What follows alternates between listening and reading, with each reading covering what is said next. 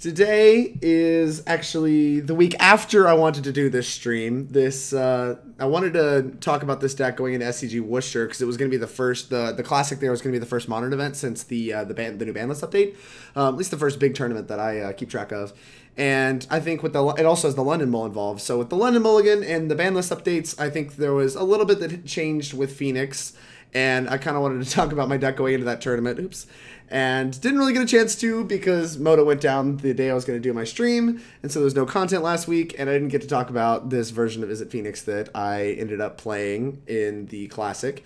And I ended up making top 8 of that Classic, losing only to the same Burn player that beat me in the Swiss. I was 7-1-1 going into top 8, only lost to Burn. Played the same Burn guy, he beat me again. The match was not close. I never plan on making it better. I'm just going to hope to dodge Burn for the rest of my life.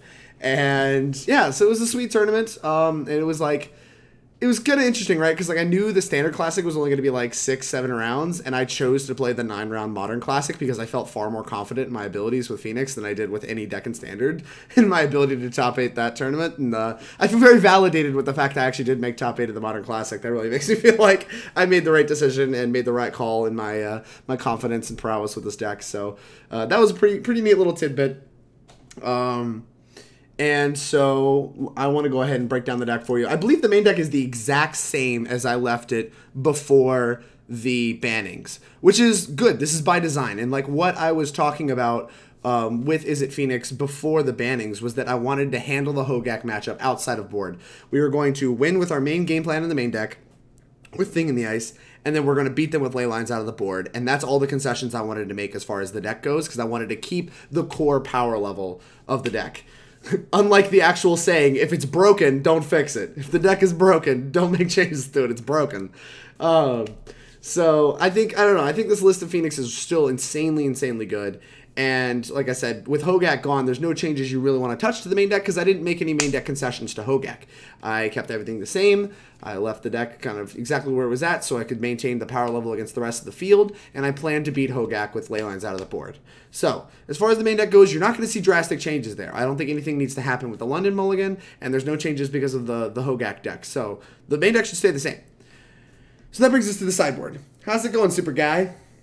Hey, it's Zach Allen. What's the best you could have done in the Standard Classic? Well, also the best you could have done in the Standard Classic was second place. Yeah, all right. We have Standard Classic champion Zach Allen in the chat. Still won't release a sideboard guide. Make sure to send him all your cowboy emojis on Twitter and on Facebook. Anyways, so the sideboard is where I want to make my changes and my adjustments for the London Mull and for Hogak being gone and out of the format. So you can see right away there's no more ley lines. There's no need to have that card when we don't need the absolute best possible graveyard hate in the format.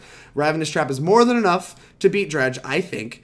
And I do think Dredge should see a resurgence. It was one of the most powerful players prior to the rise of Hogak, and they did get new toys because they can play with Hogak. They can play with shenanigans. They got some new toys, and so I expect that Dredge should come back in the format.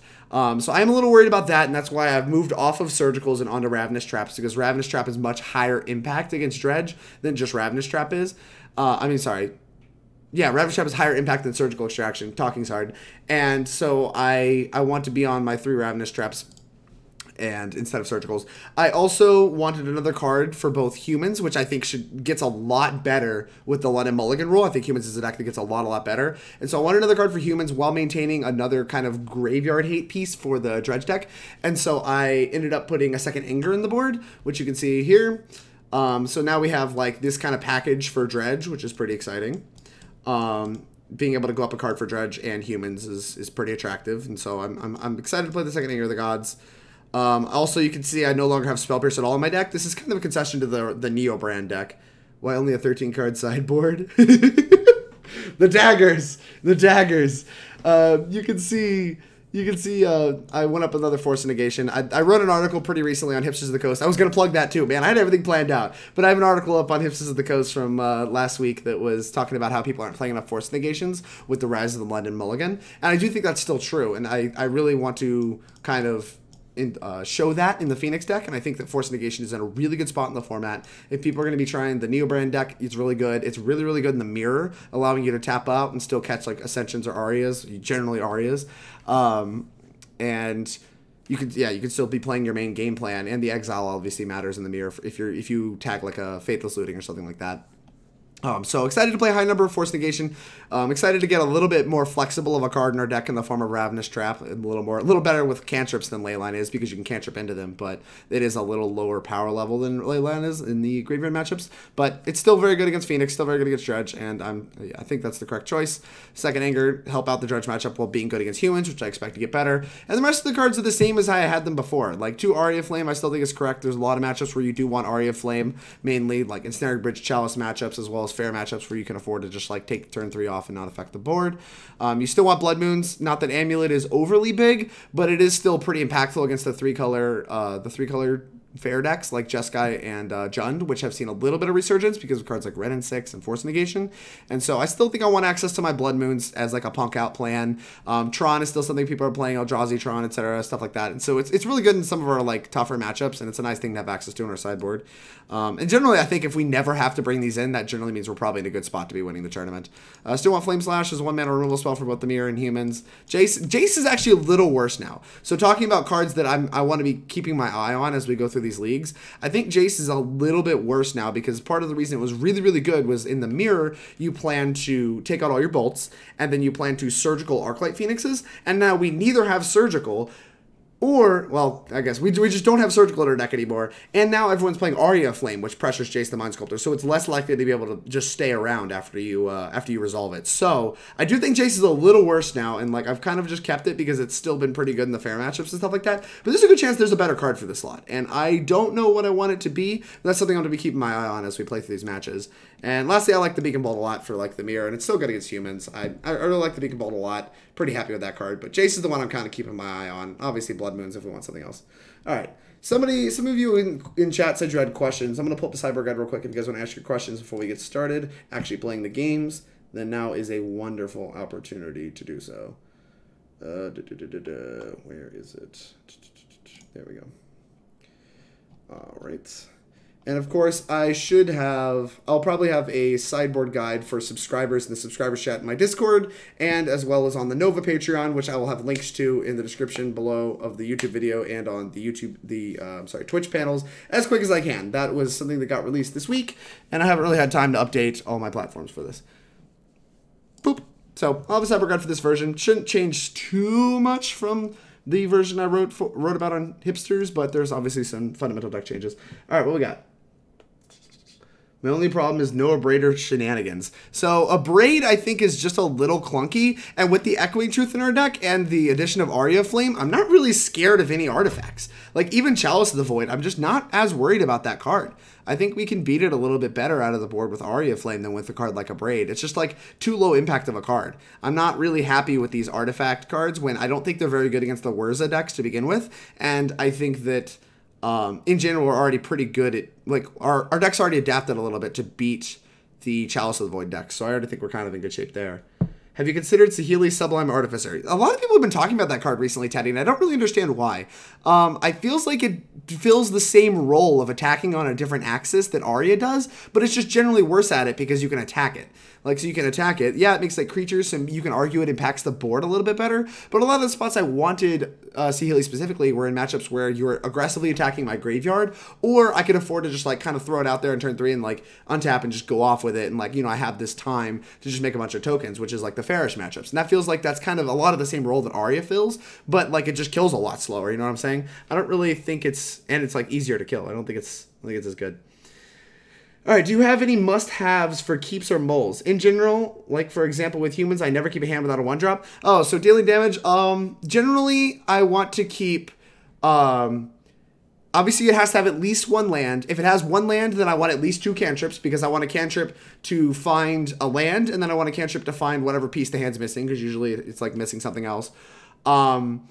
I also am looking for, like, the hand must have either a cantrip or a proactive 2-drop. What I talk about when I say proactive 2-drops, the Thing in the Ice or Pyromancer Ascension, I want to make sure I have something to do. I want to make sure the hand does something and has a plan. And a lot of times that involves our proactive 2-drops. I don't really want to look at a hand that's like lands, Arclight Phoenix, cantrip, Arclight Phoenix, like Crackling Drake, Finale, I Promise. Like a hand that just doesn't accomplish anything. Hey, Dominic, thanks for the follow. And, like, or just even a hand that's, like, lands, like, removal spells and, like, a finale. Like, I just don't think that's good enough in the blind most of the time. So I do want to look for like either a cantrip or like a plan. Like the hand has to have some kind of plan, and that usually involves a proactive 2-drop. Or like I could have like obviously the bunch of Phoenixes. You could have a hand where it's like looting and like 2 Phoenixes or whatever, or just like even 2 Phoenixes, 3 cantrips where I could find the looting. Like the hand has to have a plan. That's the best way I can describe it to you. Like I don't have any like super hard must have this card or must have a cantrip. Like I'll keep hands without cantrips plenty often, but it has to have a plan. Sebden, what's up, Drake? Just tuning in. Did I miss an Aria of Flame rant yet? Nah, Sebden. If you want an Aria of Flame rant, that's for the previous video. You can go check that out in the other video. I had all kinds of people in my last video. It was like Ross Merriam was talking to me about it, and like I had a whole big rant at the end of the video where I was talking about Aria of Flame. So you can find that throughout that last video. A braid kills Aether Vial. Rumor has it. Rumor has it you're bad versus Vial. That's true. I am bad versus Vial. Can you elaborate on Zero Spell Pierce? Yeah. Like I said, Spell Pierce is just a little bit slower. In most matchups, because of Force of Negation's good rate on being hard cast, either card advantage doesn't matter. Like, for instance, Neobrand, where like if I'm forcing them, I'm probably getting like a 4-for-1 or a 4-for-2 or whatever, where the card advantage just doesn't really matter. Or it's like a fair matchup where hard casting it's a fine rate. Like, paying 3 mana for it's a fine rate, and I still get the luxury of being able to like tap out on turn 2 for a Thing in the Ice and be able to force a Narset on the way down. Hey, thanks for the resub. Why, Jill? 3 months in a row, 5 total. You're the best. Thank you much for your support. That means a lot to me. Force Negation is better than Spell Pierce. I don't think, Teddy, that Force Negation is strictly better than Spell Pierce, but I do think it is generically better. We could play 3 Force Negation, 1 Spell Pierce, right? We don't always want to 2-for-1 ourselves, right? For example, Pierce is good against Jund. Force Negation is super bad. I don't even think Spell Pierce is super good against Jund. Like, I wasn't bringing it in against Jund. I don't really want counter spells against Jund because they can play around them. Especially a soft counter spell like Spell Pierce, they can play around it with discard spells. And, like, a lot of their spells that we really care about are generally, like, 1 to 2 mana anyway. Like, yeah, sure, we could catch a Liliana, but I think that's a pretty Christmas scenario. I don't really want either of the counter spells against Jund. Lack of second Islet, I think even drawing the first Islet can be awkward sometimes. Like, the rest of the mana base is pretty good. Like, Islet just occupies this space where we really want another red source. And we also really want, like, a land that, like, casts Serum Visions on one and is, like, untapped. But, like, Sulfur Falls is too... Not Sulfur Falls. What's the stupid pain land called? Whatever the stupid... Shivan Reef is, like, too bad of a land. Like, it just doesn't do enough later, whereas at least Fiery Islet's, like, can cycle itself. I don't know. Like, Fiery Islet's not that good in the deck. It's, like, fine. Like, the first one's good. The second one's probably really bad. And God forbid if you ever draw 2. It's so bad. This is sort of a rule of thumb question, but do you have a preferred sequence or plan with your cantrips? No, not really. It depends on what you're looking for. Like I said, it's a lot more with, like, what your plan is. Like, this deck is very, very much... It's very important to have a plan. If you don't have a plan, you're just going to spew and you're just going to miss sequence stuff and you're going to look like a fool. But, like, you're going to lose a lot. But if, like, you have a plan, you're like, okay, my plan is find birds this turn, then you're probably going to want to sequence your Serum Visions before your Sleight of Hand because, like, you could just look for a bird this turn faster that way. Whereas if you're looking to set up, like, if you're just looking for a proactive 2-drop for next turn or whatever, maybe you sequence the Serum, like, I don't know, maybe you seek the Sleight of Hand first before the Serum Visions or whatever. It's like, there's different plans based on what you're actually trying to accomplish. There's different plans, different sequences with your cantrips, depending on what you're trying to accomplish. And it very much depends on your plan. I'll try to do better in this stream about pointing out what my plan is and why I'm going to sequence things the way I'm going to do, the way I'm going to when I'm, like, streaming this. Since, like, I feel pretty confident with my, like, my general philosophy with Phoenix now. And, like, whereas, like, a lot of my first streams, I was really just trying to get used to it. And so I'm going to do my best to try to talk about my plan in each matchup and each, like, game before I, like, really go to execute. All right. I think I'm going to go ahead and get started. If we have more questions, I'll cover them as we go. I want to play a league. 100 play points. Okay. What's up? A game to win. Many argue main deck Aria frees up sideboard slays. Why do you disagree? Is Pyro really that good main to justify? Yeah, a game to win. I got in a big argument with Jerry on Twitter kind of alongside that. And he did have some good points about, like, overall quality of card slots, but originally my argument was that the cards that you're putting in your sideboard aren't even really that good. And I still kind of feel a little bit of that argument, but that argument overall is kind of bad because the slot equity is kind of irrelevant. Like, just put better cards there. Like, the counter to that argument is, okay, well, fine, just cut those cards, play better cards, but Aria in the main is still correct. Aria, I just don't think is a good enough card in the main deck, especially against like humans in the mirror. Like playing the mirror and playing humans, two of the most popular decks. I don't even think it's a card I don't even bring in most of the time. Like I might bring in one in the mirror, especially post board, where they get more reactive. It gets a little bit better, I think, because you can afford to not impact the board. There's a lot of matchups in Modern where I just really don't want Aria of Flame, and like Pyromancer Ascension is generally always a good main deck card because having, even if it's like a little slow sometimes, it's still a 2-drop. It's still something you play on turn 2 that is just like one of your proactive 2-drops that like rewards you for executing your game plan. Why is Moto doing this weird resizing thing? This is like moderately frustrating. Oh my gosh. Oh no, I have to like resize this on stream. This is so bad. All right, here we go. We're gonna make sure you guys can see. There we go. All right. See, like this hand. This hand has a plan, right? Like right now we have lands and we have cantrips. Like we're pretty high on removal. So if removal spells are bad in the matchup, then we're kind of in trouble. But we do have looting to kind of mitigate the extra removal spells. And we also have like a sleight of hand and a looting together to look for either birds, because we have a gut shot, we can put them in on turn 2 even, or look for a proactive 2-drop. So like this plays well with all of our proactive spells. We have functional mana and we have like cantrips. So the hand's like obviously a keep. Even on the draw. Especially on the draw, because like we can do things like if it's humans, we can cantrip on one and still gut shot their thing. What's up, Shagstamin? Narset could take the J slot? Yeah, that could be true. Narset might be better than J slot now. I'll take the mini Aria of Flame ramp. You are still getting it too. Yeah, thanks, Sevdem. I get baited so easily into the Aria of Flame stuff. I feel like it's been forever since I played Moto. When you're at a big event, 3-tier... What? When you're on a big event, 3 half-tier decks you do not want to face. 3 you actively want to with Phoenix? I guess matchups like... I don't know. 1 to 2 tier decks. Hey, Imbuement? How's it going? Jarvoid, thank you very much for the follow. Javoid? Blah, blah, blah, blah, blah. How's it going? Not a poke. Hey, how's it going? It's been a while since I've seen you, Not a poke. Appreciate your continued support. Do we draw a finale? That's not bad. This looks like the mirror. The Flame Slash just means the Flame Slash is going to be great. The Bolt and the Gut Shot are a little worse because we have the Flame Slash. Like a lot of times you Bolt plus Gut Shot a thing in the ice in the mirror. But we're still in good shape. We just need to look for a proactive 2-drop.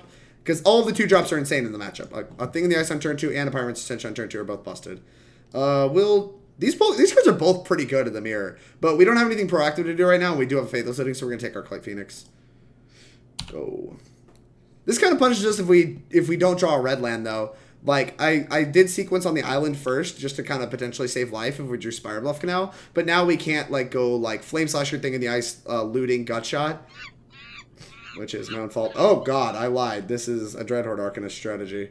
Alright, cool. We drew a thing in the ice anyway. This is a tough one. I think we're supposed to kill Dreadhorde Arcanist rather than play thing in the ice. Because just them getting a flashback Serum Visions means like I feel like it's pretty likely they can like set up to Magmatic Sinkhole it or whatever. But I don't know, it actually feels kind of close. I think I'm just gonna kill their Dreadhorde Arcanist. This does put us in a weird spot. Being on the draw here kind of sucks. James, I don't know if you know my internet name. I do not. Although it makes sense. Opt, sure. How's it going, James? Hey, do you know why I can't change the video quality when watching your stream? Makes it hard to watch you on mobile? I do not. I have no idea. My videos uploading to YouTube actually usually have pretty good quality, so I don't know what'll be going on. Alright, we drew another land, which is great. Unfortunately, I think we need a fetch shock, and I get the impression that this deck probably has a lot of bolts to punk us out. So it kind of sucks that we're losing out on life total equity. But I kind of think we have to. Fetch. There's merit to Faithless Looting here. I'm actually going to have to think about it. Because we have a finale next turn, which will by itself flip thing in the ice and bring the Phoenix back. And we have like a bunch of cards that aren't doing a ton. Like we're flooded on removal a little bit. So I kind of want to cast this Faithless Looting. I need to think about how likely it is that our thing in the ice dies and we just kind of don't really get paid off for casting Faithless Looting. We have a gut shot anyway, so even if we looting, we can like, I don't know, we can still like bolt, sleight of hand, gut shot, and flip next turn, but like doesn't really let us looting. Ugh. I think I'm going to loot. I think we have enough, like, kind of clunky cards that casting Faithless Looting makes sense. And it also means I can bin this Gut Shot, which I don't think is going to be high value in this matchup. And I don't really want to pay life to cast. Yeah, see, I'm going to bin this and the Gut Shot.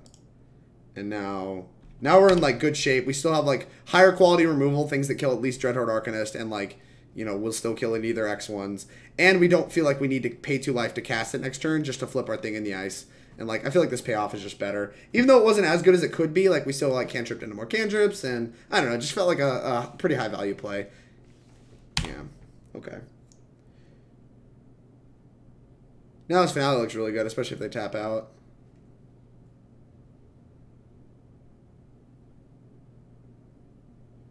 I think I'm just going to try to flip. I don't think it's a super end of the world if they get to untap with this, right? We could just go cantrip, cantrip. Actually, yeah, I think I'm just going to cantrip, cantrip, flame slash. It's safer if they have, like, a spell pierce. So we're going to try to play around something like a spell pierce and flame slash here. Brandy199 and Fuganti. Sorry I missed you guys. Thanks for both your follows. I really appreciate it. Clash Shades, thanks. There should be a setting option in the upper right-hand corner of the Twitch app if you're watching in a browser. No telling. The other streams I watch can downgrade to 360p on modal. This one only lets me do 720. Yeah, I don't know how to do it. Loot now, put 10 power into play next turn. This looks like Blue Moon. Watch out for Remand. How about Wizard's Retort? Yeah, this makes me feel really smart for not casting the finale of Promise. Plus the finale, it's like a Snapcaster Mage where it just gets better as the game goes on. We're not really looking for anything in particular, so I am going to... Here's the sequencing thing. I'm not looking for anything in particular. I'm just looking for cards to kind of recover in case things go wrong. So we're going to cast Sleight of Hand, then Serum Visions. Scalding Tarn can fetch basics, so I'm more interested in that. I don't want to lose life. I'm very unlikely to actually fetch here, and I don't really want to cast another cantrip, so I'm just going to Serum Visions and consider playing the land. I may not. I don't want either of these lands, I don't think. Bottom. I think we can justify not playing the land because we're a looting deck, and also because, like, there's a chance... Like, I can always just play it next turn. I don't really want my 5th land. Hit him for your billion. Like, we're very likely to just win the game. Like, I don't know how this blue-red deck is going to answer a 7-8 without bouncing it, which, if you bounce it, whatever, I have the tools to reflip it. But even if we don't win the game, like, we still have enough backup stuff here that I think we're in pretty good shape. Never mind Wizards. Yeah, I guess. I don't really know what Wizards entails. I just saw 2 Dreadhorde Arcanists. Like, I don't know how aggressive this deck is. Like, do they have Delvers and Monastery Swiftspears? I don't even know if that's a wizard. But, like, you know, do they have, like, that kind of package? Or do they have, like, this slower, like, blue-red moon strategy where they're just kind of doing this Wizards thing with, like, Vidillion Click or something? I don't really know. This is kind of frustrating not being able to play against a top-tier deck. But definitely a deck where Jace is bad. Force Negation, probably not insane. I feel like I get the impression that removal spells that kill things with big butts are going to be good. So, like, I'm going to want, like, Flame Slash and Beacon Bolt in case, like, because, you know, they're probably going to have prowess creatures, I imagine. I don't think I want Anger of the Gods. I don't know how wide this deck goes. It probably goes at least moderately wide, but I'm not super in love with the idea of Anger of the Gods. I don't really want to make a huge changes. Like, I kind of just want to cut Gut Shot for these two. Like, I don't want to make a bunch of changes to the deck when it's already, I feel like, probably in pretty good shape. There might be merit to Aria if they're like Leyline deck, but I don't think they are, and this is more likely to get spell pierced than this, so I think I'm just going to make these changes. Are you playing the Modern Seat this weekend? I am, Sevdem. So I popped into a different stream. I'm guessing it's an option that you have to set, Drake, so maybe when you choose to go live, there's a spot to set quality options. Geez. I can look into it really quick. I won't spend too much time on this, but if it's an obvious setting in the creator dashboard, I'll look at it. Let's see. Creator dashboard. Stream, analytics, channels, streaming tools, activity events, extensions, live. It'll probably be in the live thing.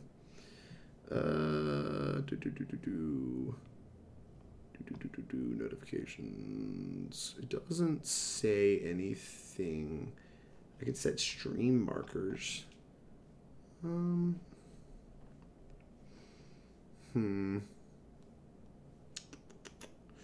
Settings, channel maybe? Latency mode, low latency, best for near real-time interactions with viewers. Normal latency. I don't know what that means. Alright, I think I'm about to give up on this. I can look into it later if it's a problem that like multiple of you are having. Yeah, I'll look into like I guess some kind of way of enabling variable quality. This hand's great. We got cantrips, we got a Serum Visions to help us find our lands, and we got a proactive 2-drop on the draw. Hard to look in that. The Crackling Drake's gonna look a little awkward if we miss land drops, but ultimately it might be fine if they brought in a bunch of like red answers to Thing in the Ice, which I imagine they are. I imagine they have like Flame Slashes and Magnetic Sinkholes to try to answer this Thing in the Ice, because they're pretty cold to the card otherwise. And, like they're cold to decks like cards like Tarmogoyf, stuff like that. Anything that has a big butt as it stands. The setting about quality change would make me a happier man as well. Thanks. So Drake, how was wiping your computer of the files? It was great. It like kind of worked at the end of the day, but yeah, I did a lot of wiping it. On a scale of 1 to 10, how unplayable is Counterbalance on Legacy? Pretty unplayable. Tolsty, what's up? How's it going? Alright, yeah, they are a Delver deck. That makes sense. I'm glad I brought in the removal spells. Ding! Look at this. This is just professional play right here. Alright, we want to fetch first, even though it kind of sucks because they let off with an aggressive start. We want to fetch first because we want to make sure that our Serum Visions scry, we get to leverage it fully. Oh, yeah, these are great cards. Top this one, top this one. We're going to want both of these. Pretty excited to be able to bolt, plus, I wonder if they're Force Negation main deck. Anyway, that was a super ADHD moment. We're going to be able to play a tap Steam Vents next turn and Lightning Bolt. That way we can save some life. And, like, it's probably not going to take a real turn off of flipping Thing in the Ice. They're probably a Wizard's Retort deck, and they didn't flip their Delver because it doesn't become a wizard afterwards, which is pretty funny. What if they're gonna tap out? No, they're gonna set up their Delver.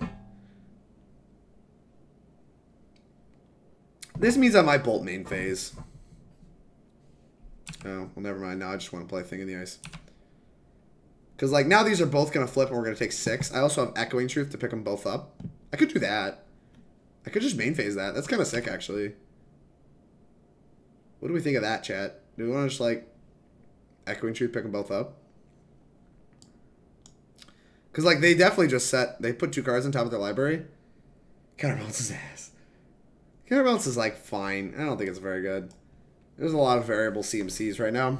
Sweet that we're hitting land drops for Crackling Drake. I really just don't want to get punked out this game. And whatever keeps you from getting punked out is what I want to do. I think I just want to bolt one of the Delvers. And that way, it just kind of answers it. And I feel like we get a lot more time that way. I'm going to bolt one of the Delvers. If we get Force of Negation, it's actually pretty rough. Even though they're down to 3 cards already, I just, like I said, just don't want to get punked out. Next turn, we're going to play Thing in the Ice. And, I don't know, we're going to draw Manamorphose. That'll be alright.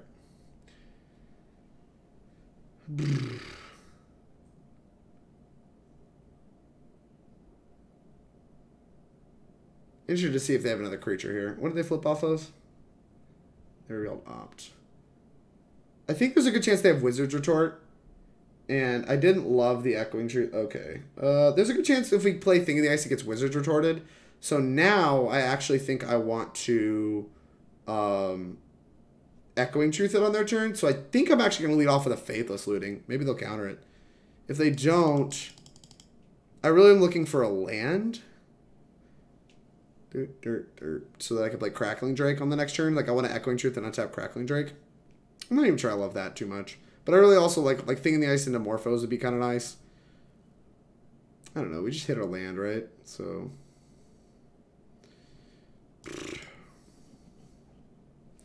we have 2 steps at a land anyway. I think I might just pass, and if they flash in the 3-1, we just bounce this. Alright, I think I'm gonna... I don't like it. The thing is, the 3-1 is so freaking good against the Thing in the Ice trigger, too. There's a lot to play around here, so I think we can take it a little slower. Yeah. In combat, we're going to try to bounce it, I think. Make them work a little bit to flip it. And this also clears their Serum Visions, where if they top both spells, then like it's less likely to flip. The Delver decks in Modern have a lot of trouble flipping Delvers, so it's just kind of a philosophy thing.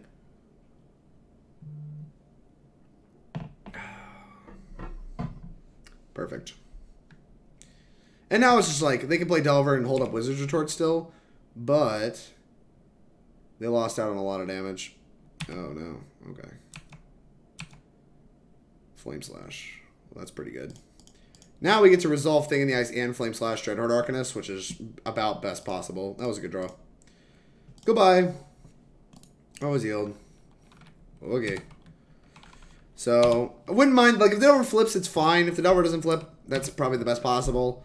We're not going to block the Delver if it doesn't flip, because that doesn't make any sense. They can just bolt their Thing in the Ice. Twisted Image! Ah! I did mention they'd probably be bringing in some removal spells for it. That's pretty gross, though. That's just plain rude. Alright. Yeah. What do you got? Another Arcanist? Jeez. Okay. Crackling Drake's a good pickup. I think we're going to fetch, grab an island, and just play the Crackling Drake. Can't Twisted Image that, nerd! Island. Now, we actually are going to black the Arcanist if they let us. It's a 4/4. Take that. Okay. So, Crackling Drake's pretty good here. Once again, impacting the board. Pretty important. If they flip Delver and attack with both, we're blocking the Arcanist. A Twisted Image on Arcanist lets them cast a 2 and 3 drops. Oh, that's disgusting. That's good deck building, chat. That's good deck building. Opt. Probably looking for a way to get this out of the way. If they have Magmatic Sinkhole, it's pretty frustrating. Wouldn't mind a finale here. Being able to finale go like Lightning Bolt, Flame Slash, bam, bam. Oh my god. Puke. And they can flash it back too. Yeah, we should have to kill the Arcanist now. Gross. Fortunately, we're only taking 2. But, yikes, still. Serum Visions. Okay. There's a good chance we die. Arcanist is a stupid magic card when it's flashing back cards to draw cards. Like, if they just have a bunch of counter spells, like, we could just be in very much trouble. Kind of feeling a little silly for not having Anger of the Gods in my deck, like, right now, but...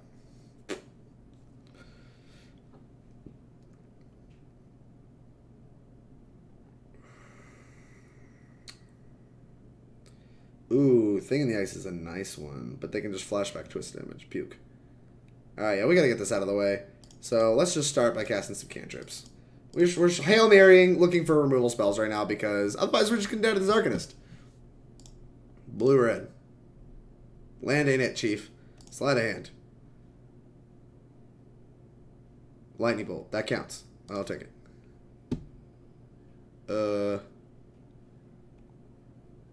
Bolt that.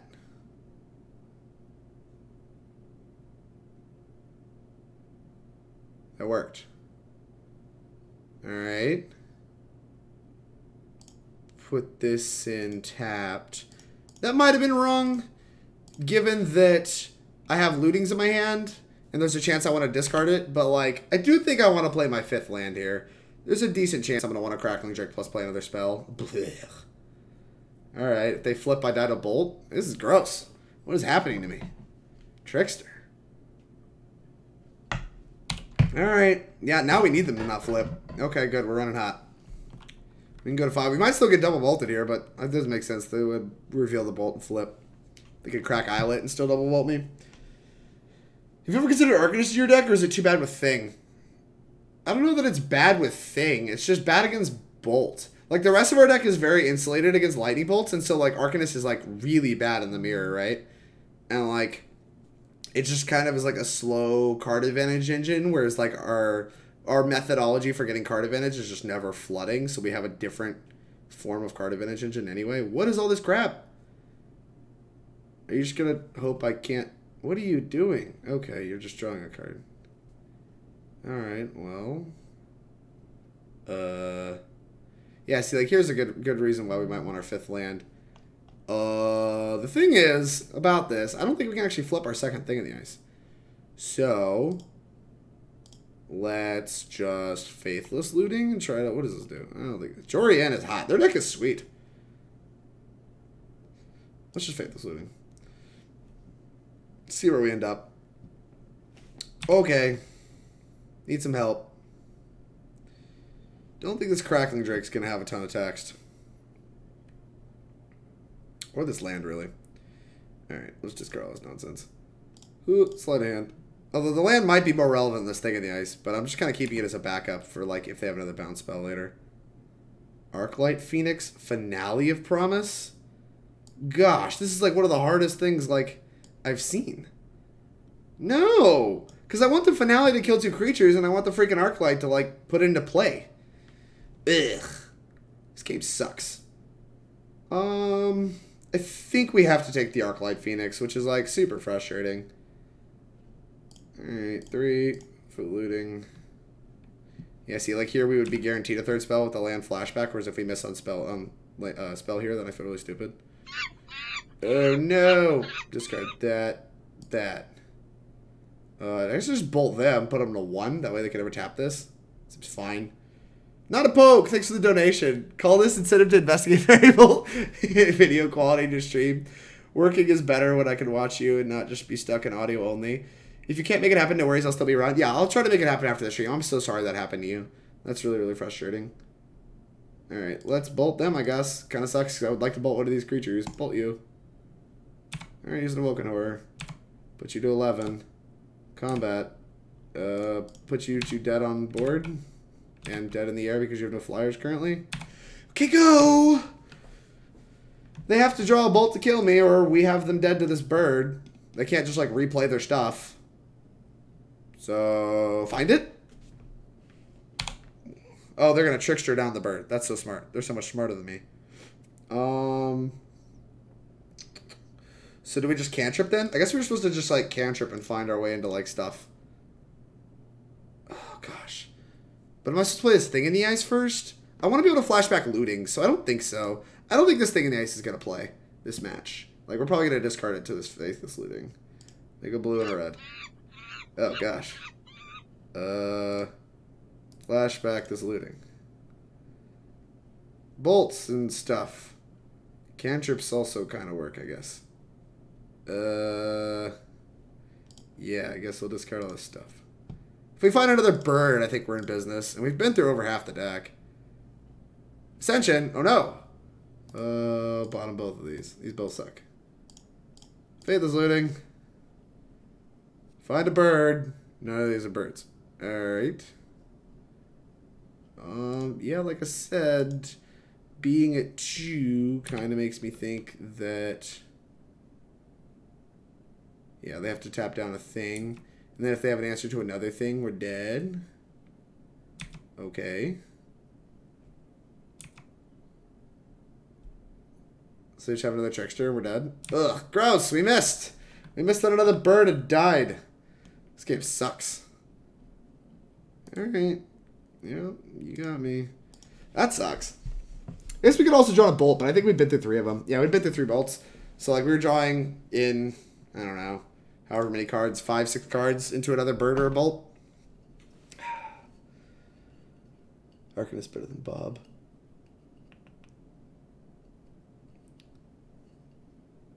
It sucks I'm stuck in front of like 3 computers with 7 screens. I can't put you up on those, only my phone. That sucks. I'm so sorry, not a poke. OP big brain. Yeah, big yikes. I think after that showing, I'm kind of interested in Anger of the Gods. They had lots of X3s, and they had lots of tempo elements, which made Crackling Drake look incredibly embarrassing. Still not in love with Gutshot. It doesn't kill a lot of things. Anger of the Gods is kind of clunky for whatever it's worth. So maybe like Beacon Bolt's not very good, and we just want like Finales instead. I mean, not Finales. We want like Angers instead, but Beacon Bolt might be fine too. Doop, doop, doop. The 1-mana removal spells are really the all-stars. Yeah, I don't think Gutshot just for Delver is good enough. Aria of Flame has merit, but I don't know. I don't think this is a matchup where I really want. I want to be impacting the board, killing their creatures, and keeping from dying. I'm just gonna submit this. Anger doesn't seem too bad, right? Yeah, I didn't know at first if it was going to be good enough, and after that little showing, it looks like they're lighter on counter magic than I thought, and heavier on creatures than I thought, which means I want Anger of the Gods. This hand has a lot of cantrips, a little heavy on lands, but we have Faithless Looting to mitigate it, so it's pretty reasonable keep, in my opinion. Are you partnered yet? Oh, no, not even close. I don't stream enough to be partnered. I only stream once a week, and like they require a bunch of hours of streaming, and like you need an average viewership of like a bunch, and so I'm not cool enough. I like Pyro a little bit more because like I think it's good for the same reason our Ascension's better against humans, where like you can afford to play it on turn 2 and not impact the board, but like you need to be able to like be killing stuff on turn 3, or you're just gonna get like tempoed out of the game. Trying to think of how I want to sequence my lands here. Probably want to lead with the island no matter what. Thing is, I kind of do want to Steam Vents at some point in this game. I think I'm going to lead on Delta and just pass. If they play a creature on one, there's a chance I fetch Shock, but I don't even think I will. I think I'm just going to fetch a tap land, untap, like bolt it, play land, go. Like, I think I'm going to play this game kind of slow and take a little bit more controlling role because we don't have a ton of cantrips. And instead, since like I have a removal spell already, I can kind of take this control role where I just like shoot all their things and like eventually find something to kill them. It didn't work super well last game, so I am a little worried about that, but whatever. Oh gosh, I just messed everything up. Oh god, I messed literally everything up. I'm so sorry, chat. Oh, there we go. Oh. Fetch Shock. Maybe it's a cantrip. Is it a Delver? A Delver? They don't know. They don't know if it's a Delver. I was discussing with a bird playing friend. Are we considered that Opt is greater than Scour if they're playing Aria instead of Ascension? Is that reasonable? I keep seeing playing Scour anyway. Yeah, so I've actually... Whoa, did not expect this card. I've actually put some thought into that after the last open.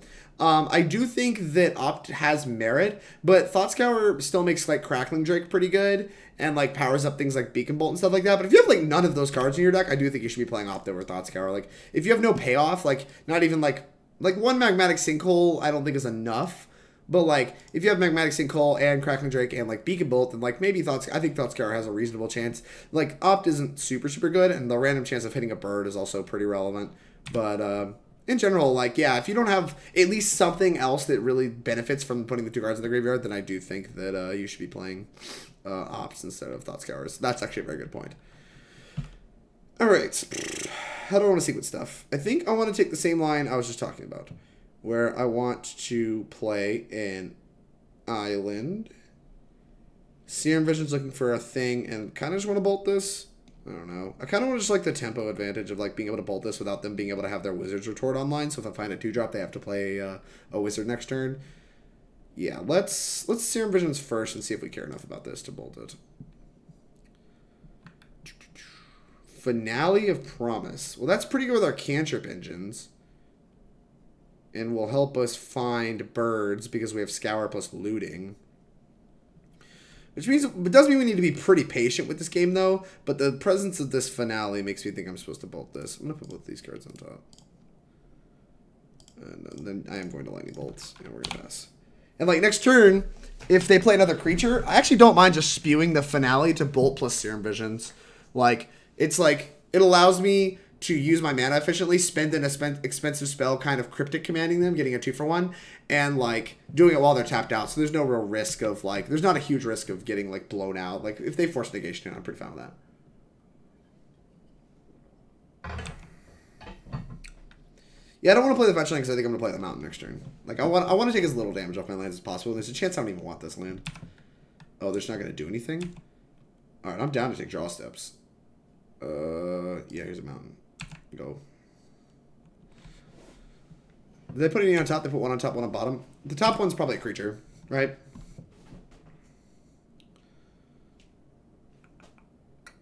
I got a few Scours on my list for the same reason. Yeah, I think that's pretty good. I just don't think the draw on its own is that... the Scry one... Or, I'm sorry, the Mill 2 is that good. The Scry one's probably a little bit better on this list. I don't know the chances they have a Spell Pierce is, but there's a good chance I want to finale next turn. I don't really know. I'm going to kind of untap and make some decisions. I don't think I'm going to take any action here. Okay. This is kind of a weird turn. Because I need to decide if I want to play around Spell Pierce or not, right? I don't want to take a bunch of time. I really don't want to untap with this Dreadhorde Arcanist, though. I don't want to take a bunch of time just cantripping. Like, we do need to kill them at some point. But I don't know what that needs to manifest itself into. I do think we want this land. I think I'm just going to go for the finale.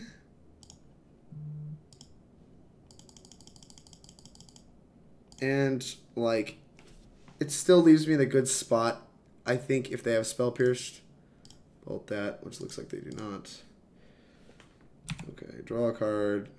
Right at the bottom. Bottom.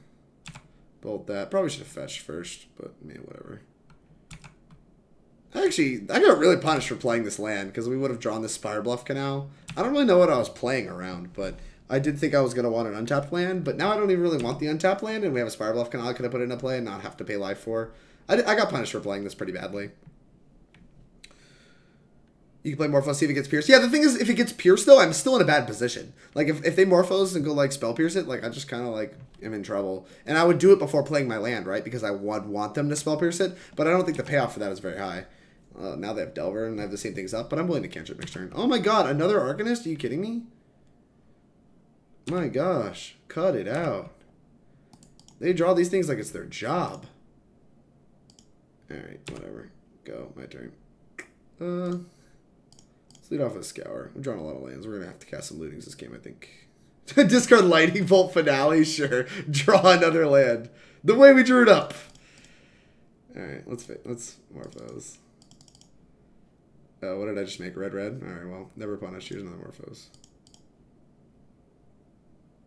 That might be a bug, because I didn't actually click any mana. Ascension? Well, Ascension's pretty fucking good. Let's looting first. Make some decisions afterwards. This and this. I think I do want to play this Ascension. Do we have a Sleight in the graveyard? We don't.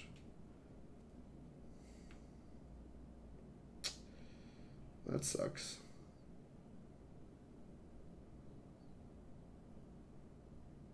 Can we afford to take a hit? I think we can. I think Ascension's going to win us this game. I need to decide exactly how I want to sequence this, though. I think we're going to get there. Island Sleight? I think we want an Island Sleight.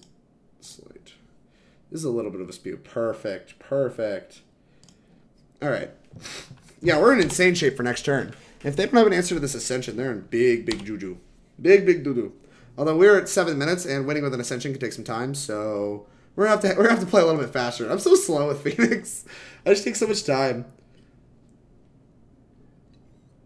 Yeah, like I just don't think. I think that like our card advantage now is going to be better than theirs, and it's also just gonna be a better clock. Like they're just gonna have so much trouble beating this card as long as they don't have some way to bounce it, which I don't think they do. They have like Twisted Images in their deck. They have like Merfolk Tricksters in their deck. They have like Joria. They have like all these cards that interact with creatures. They don't have any cards that interact with Ascension, and I haven't seen any graveyard hate from them. And so I'm going to assume that this Ascension is going to work and is going to be powerful. Fiery Islet, pretty good. Crack it. Makes sense. You're flying. Serum Visions, pretty good. Probably the cards you left on top. You left both on top. I piloted today. Went 2-3. Yikes. IDK untapped land bluffs Pierce. I don't think it was terrible. Jeez, another Arcanist? Alright, yeah, we're going to try to kill these things. Oh, yeah, that was, like, perfect. Alright, let's Sleight of Hand. Always yes, always yield. I'm going to have to play this turn a little quickly, but basically we should win the game here, I think. Yeah, Morphose is the best possible, right? Then we're going to spend looting to turn it on. We'll discard Thing in the Ice, Scour. No, we're not going to discard Thing in the Ice. We're going to discard... Yeah, we'll discard Thing in the Ice, Scour. Yeah, I think that'll be fine, actually. Boop. We got 33 cards in our deck. Worth noting. Always yes, always yield. Make a blue and a red. Okay, make a blue and a red. That was pretty heinous. Boop. They should die here. Red. Blue, red. And if they don't, that's unfortunate. Serum Visions. I'll take... I don't want that one. I do want that one. Okay, I will take both of these. Top. Top. What's looting? Stack this like this. Okay. Discard land. Phoenix. Okay. Discard land. My god. Let's flame slash these out of the way. Flame slash this. Flame slash that. Okay, goodbye, goodbye. We still have only been through one Phoenix, so let's Sleight of Hand looking for some flappers. Looking for a clock. Lightning Bolt? I'll take Lightning Bolt. Where are you going? Where are you going? Ugh. I just don't understand where you're going. You were so close. This game was so close. Alright, fine, we got him. I didn't get to kill them. I think we were going to deterministically kill them that turn. I needed to find some birds, but I had like a bunch of mana to do it because I still hadn't played a land for turn, and I had a flashback looting available to me, which looks for 4 more cards and discards cards. So we had like Bolt plus the flashback looting to get there. So yeah, Manamorphose plus Ascension is a combo on its own. As you saw, we like cast all the selection spells first, and then cast Morphose after because it's just that busted.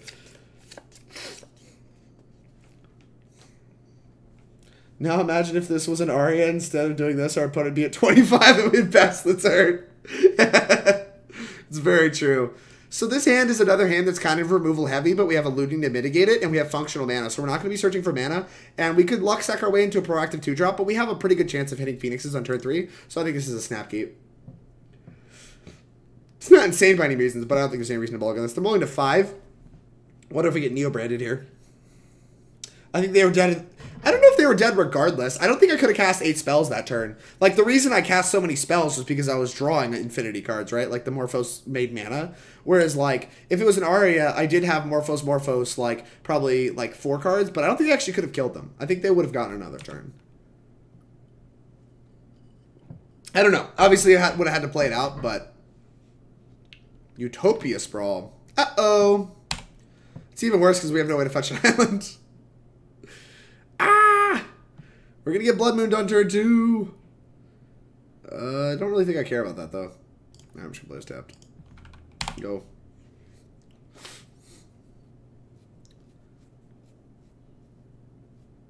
Blood Moon me!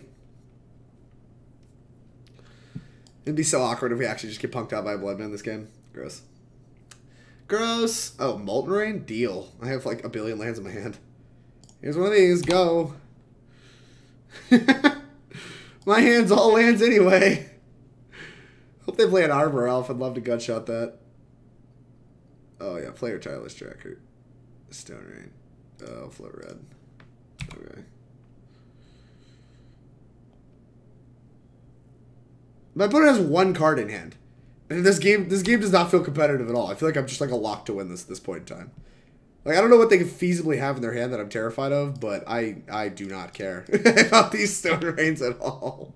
My 18 land deck, I have a bunch of lands in hand. Take both of these. Top. Go. I have 7 cards in it, right? Yep, go. Probably gonna put some birds into play turn 2. Just, like, actually get something going. Besides, if they play a Chandra, I'm going to want to, like, kill it. So, that's something to do. 5 mana. Storm Breath Dragon. Alright, yeah, I'll kill that, too. Okay, and? I have no cards in hand. And we just have, like, kill spells for that on the ready. Queued up. Yeah, let's just... Morphose, Looting, Gutshot. Maybe we can cast a blue cantrip too. I don't know. We could spew an extra spell, I think. Red. Maybe there's no reason to play the Morphose. Let me really think about this. Because like if they draw a Blood Moon off the top, I'm really gonna want that Manamorphose. So just to like try to find an island. So I actually think I'm not going to spew the Morphose solely because of that Blood Moon, which is really, really marginal, but I feel like I'm very likely to win this game. So let's lead off with let's just lead off with the looting. Looting. Whoop. Blue cantrips. Not interested in one of the cantrips. Not interested in the Arclight Phoenix. Well, I am interested in the Arclight Phoenix, but, you know, it works better than that. Pew! Pew! The fact this dies to this is gas. There he's a flapper. Hiya! Go! Wow, you accomplished so much, opponent. You killed all my lands. I can't play Magic without any lands. Arbor Elf, deal. Draw a card. Ascension? Oh, yeah. You don't hate to see that. Here's an Ascension. Oh, yeah. Serum Visions. Put a counter on it. Always yes, always yield. Oh, and we drew a Looting. Oh, gosh, chat. And there's a Morphose in hand, a Finale on top. This game could not be less close. Put on top, put on top. Combat. Hiya. Turn 0's opponent. This game is comically over. You could Demonic Tutor like probably 3 times here. It would not matter. Okay, yeah, that doesn't matter. I have a Morphose. Oh, they're gonna beats! Beats! Oh, yeah. Oh, yeah. Imagine if this is an Aria of Flame, chat. This game might actually be competitive. It would not be competitive. I would still play Castle spells. So, yeah. Let's lead off with a Faithless Looting. Yeah, here's a Faithless Looting. Triggers. Turn on Ascension. Okay, probably not going to discard this island, so I'm probably just going to discard the 2 cards I draw. Because Morphose, Sleight of Hand. Oh, never mind, there's a Finale. Yeah, I'll just discard the cantrips and keep the Finale. It just makes sense. Boop. Boop. Just gonna play the island. I'm gonna want it anyway. Here's a Morphose. Always yes, always yield. Gosh, I love me some Pyromancer Ascension, chat. This game is not competitive. Blue, red. Hopefully we draw another Morphose. Okay. No! That Crackling Drake makes so much sense to play, but I want a Finale. Oh, we drew another island too. I'm probably just supposed to play as Crackling Drake and pass, because it's literally a 10 power creature and they die next turn. But I want to keep casting spells! Maybe I'll just keep casting spells anyway. I think that's what I'm going to do. Maybe I'm just going to keep casting spells anyway. Use all the mana. Cast this. Oh, I get it. I get it. It's just the target stuff. Target this. And probably going to want a Looting after all this. Yeah, probably am. Done. All right. This takes a second to resolve, so I'm going to be a minute. We're going to also Lightning Bolt. Lightning Bolt. And we're also getting a Serum Visions. Where are you going? No! I wanted to cast my 8 spells. Nobody lets me play with my Ascensions. I just don't understand. I think all the pros and cons for Ascension versus Aria is pretty corner case regardless. I don't know how corner case it is. The fact it comes up mostly against humans and in the mirror, I think is pretty relevant. So, like, Blood Moon sucks in this matchup, but they have a lot of non-creature spells we care about, right? Like, do we want some number of these Force Negations? Like, we don't the games don't normally play out like that. We are an 18 land deck. I think we're gonna want this because they're a 1 mana, they're a mana dork deck, and we want to be able to bolt the bird. I think we might want Aria. There's a chance we want Aria because it's kind of hard to interact with. I think I brought it in when I played it in paper. I'm just gonna bring all this stuff in too. Kind of want all this. I don't know if it's all good, but I kind of want it all. Derp, derp, derp. Crackling Drake seems hard to cast if they're blowing up my lands. This deck's often a Karn deck too, which makes me think that like they might have like Ensnaring Bridge and stuff in their like exile pile. So we like that's another reason to want Aria. Not super in love with all of the Thought Scours. I don't know that I love all of the Gut Shots either, because I also want to be able to kill Tireless Trackers. Maybe we'll cut like 1. This is kind of calculated. I don't really know if this is actually right, but it seems okay. Finale. I don't think they're a Leyline deck, right? Don't think they are. I think we're gonna want Flame Slash. Maybe we just don't want Gut Shot at all. That doesn't really make a lot of sense. Maybe we don't want Echoing Truth. Like if we're bringing in Arias, do we actually want Echoing Truth? I'm not sure we do. All right. If we're bringing Aria, I don't think I want Echoing Truth. So we're gonna click submit here. Also, Aria can be cast through Blood Moon. Good deck building. Good deck building, chat. Giving your opponent a turn might cost you 1 win in a 15-round tournament, like 1 game win. CS marginal. I mean, 1 game win is. I'll take a game win in a 15-round tournament. Yeah, it can mean the difference between top 8 and top 16. Exactly. Yeah, that's 1 game win can mean a lot of things. I was 1 game win away from winning an Open in Louisville, and I did not.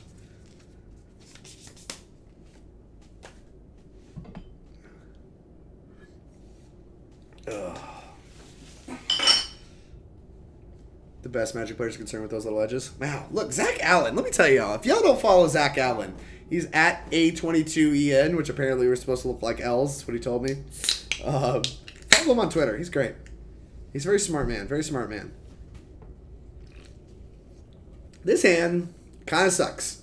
So, like, this hand sucks for obvious reasons. It's depressing because we, like, want to keep this. We wish we could keep this. If it's had another land, we can almost justify it.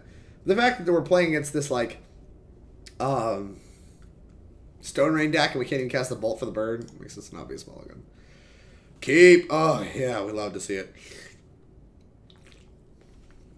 They shouldn't have Blood Moons in their deck still. So I'm probably going to bottom the Ascension here because we're pretty spell light. And Aria, we have more time before we need to cast it. And we have a Thing in the Ice. So, like, we have payoff. We have enough payoffs anyway. And I think that this game, especially on the draw, Aria's... Gosh, is Aria going to be better in this matchup? If they're attacking my graveyard, like with relics and stuff like that, then Aria's going to be better. We're going to hedge for graveyard hate. Done. Alright. Green. Yeah, unfortunately we don't have the removal stuff for the Mana Dork. Maybe we'll draw it. We did not. Well, this probably means we get Stone Rained on too, but whatever. No. Go. We have 3 lands, so if they just Stone Rain me once, we're okay. We can't really beat a quick Chandra, though. Like, if they quick Chandra down my Thing in the Ice, I'm going to be pretty sad. Did we discuss Narset to replace the Jace? We did not. But I do think that that might be close to reasonable now. Utopia Sprawl? Oh, God. They just have, like, 4 mana this turn. This is disgusting. God, do they just have a Chandra now? Blech. I guess should have had Ascension. Do we play the Thing in the Ice knowing it's just going to get gunned down? And just, like, give them 1 less card? Or do we hold it? That's really, like, the question, right? Like, is it worth the 3 loyalty off the Chandra when we have an Aria? I don't know. I don't want them drawing cards. I'm just really... I'm going to play it. Like, there's plenty of arguments against playing it directly into this, but I think them, like, they're low on cards. Them getting more cards with all the mana they have is just feels like how I lose this game. Like, it just slips away because we're too slow. So if we can get some tempo out of just, like, killing, keeping them from off a card and, like, having them destroy my stuff, like, oh my god. Ah! I think I'm about ready to call this one. I didn't know they'd have choke. Alright, 1 Echoing Truth back. Fine. This is why we have Force of Negation in our deck. Although we have all red cards in this particular game. Alright, fine. You win! You win! I concede.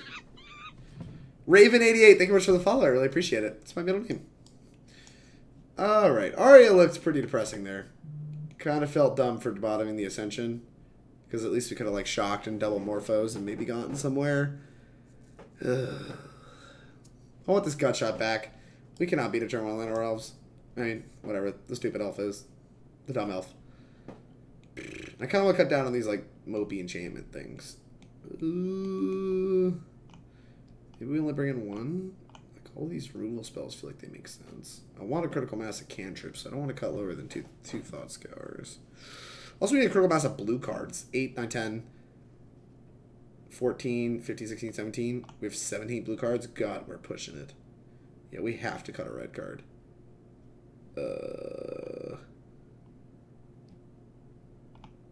Maybe we really just don't want all these removal spells. I probably should have all the gut shots in on the draw, but like cut one on the play. I don't know. It needs to be a red card. I don't know what red card I want to cut. We're just gonna cut gut shot. Submit. Opponent has been hurt by blue-white player. You hate to see it. Yeah, no kidding. I did hate to see that. That sucked. Would you like to play first? Nothing would make me happier. Oh, God. I mean, we have the removal spell. We're Blood Moon insulated. This hand kind of blows. Oh, the only reason to keep this hand is because of the lands. And, like, the turn 1 removal spell. These finales are kind of embarrassing with no cantrip. I kind of feel like we can mulligan to a better hand. There's better hands. Mulligan. Watch, no lands. Oh, well. I think this is a better hand by a fair margin. Keep. We're going to ditch a Scalding Tarn. Why, you ask? Because this lets us play around choke. We have a Fiery Islet. Which gives us consistent blue mana against choke. Alright, I'm going to fetch an island and Sleight of Hand, I think. Looking for a proactive 2-drop. Or just a threat at all. Like, I'll take a bird. Slight. Looking for threats. Alright, a redraw's fine. Go. This lets us, like, if they play a Dark on turn 1, we get to go, like, Slight Flame Slash. That's pretty good. Don't Utopia Sprawl. Play a Dark. That's a Dark. Ooh, we can Serum Visions instead now. That's pretty nice. Banish you to the Shadow Realm. Ooh, this was a mistake. I should have Serum Visions first. Because you drew Gut Shot. We did not draw Gut Shot. Top both of these. Top. Go. Alright, we should be able to get this thing in the ice sent around Chandra. Grafdigger's Cage. Hey, look, they had Graveyard 8. Glad we mulliganed to the double finale hand. Alright, do we put the Echo Creature back in the deck, or did I forget to do that? Oh my god, I'm a 4-head. Ugh, I'm so bad at this game. Oh, well, whatever. Here's the thing. We know this is Sleight of Hand at the top of my deck. For tempo's reasons, I might probably will just cast this anyway. Always yield. Good cards, please. Now if we get choked, it's not the end of the world. Lightning Bolt's not bad, right? Oh, gosh. Oh, I'll take the Bolt. That was actually a really close decision. But I think I'm a little worried about a Chandra, so I'm just going to, like... Or, like, a Tireless Tracker, just any kind of creature I'm just kind of worried about. Don't choke me, please. Although, given how slow and mopey their hand is, I think it's likely they have a choke. Never mind. They just have nothing. They have literally nothing. Okay, and... Morphose. I can't believe I didn't bring the Echoing Truth back in. I'm so dumb. It's just wild to me how dumb I am. Blue, red. Perfect! Tilt. Alright, well, that's Sleight of Hand. Probably just going to bolt them, to be honest. Aria of Flame? It's better than another land, right? I'll take it. Bolt. You. Oh, shit. I had a mana floating. Ah, I'm so dumb. I took an unnecessary point. Whatever. This is fine, chat. This is fine. I'm playing perfect. This is play perfect stream. Oh, gosh. I'm incredible. Maybe the land was good, because we could cast Arclight and have him dead next turn. Oh, well, they conceded anyway. I played that last turn so badly. Oh, I hope you came here to learn, and I hope you're learning a lot about the Arclight Ponza matchup. It's quite intricate, let me tell you. You just spew your spells, and they can't beat a 7/8. Ditch Mountain. Forehead! Oh, wow. I'm so talented. So talented.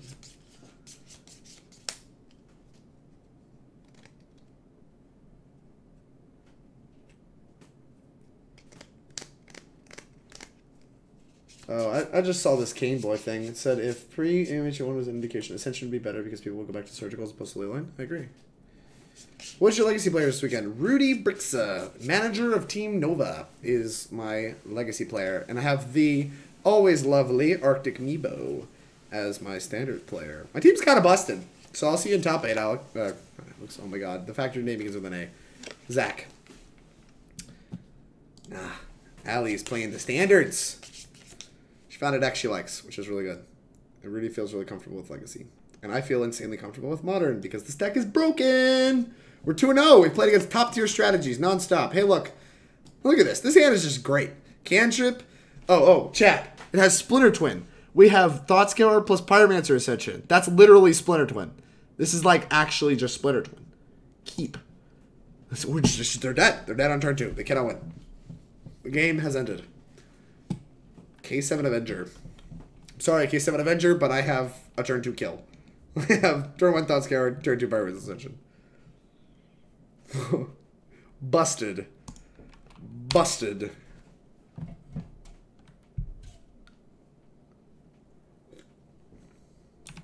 Island. Don't counter my Thought Scour. I hope they don't have a counter spell for Splinter Twin.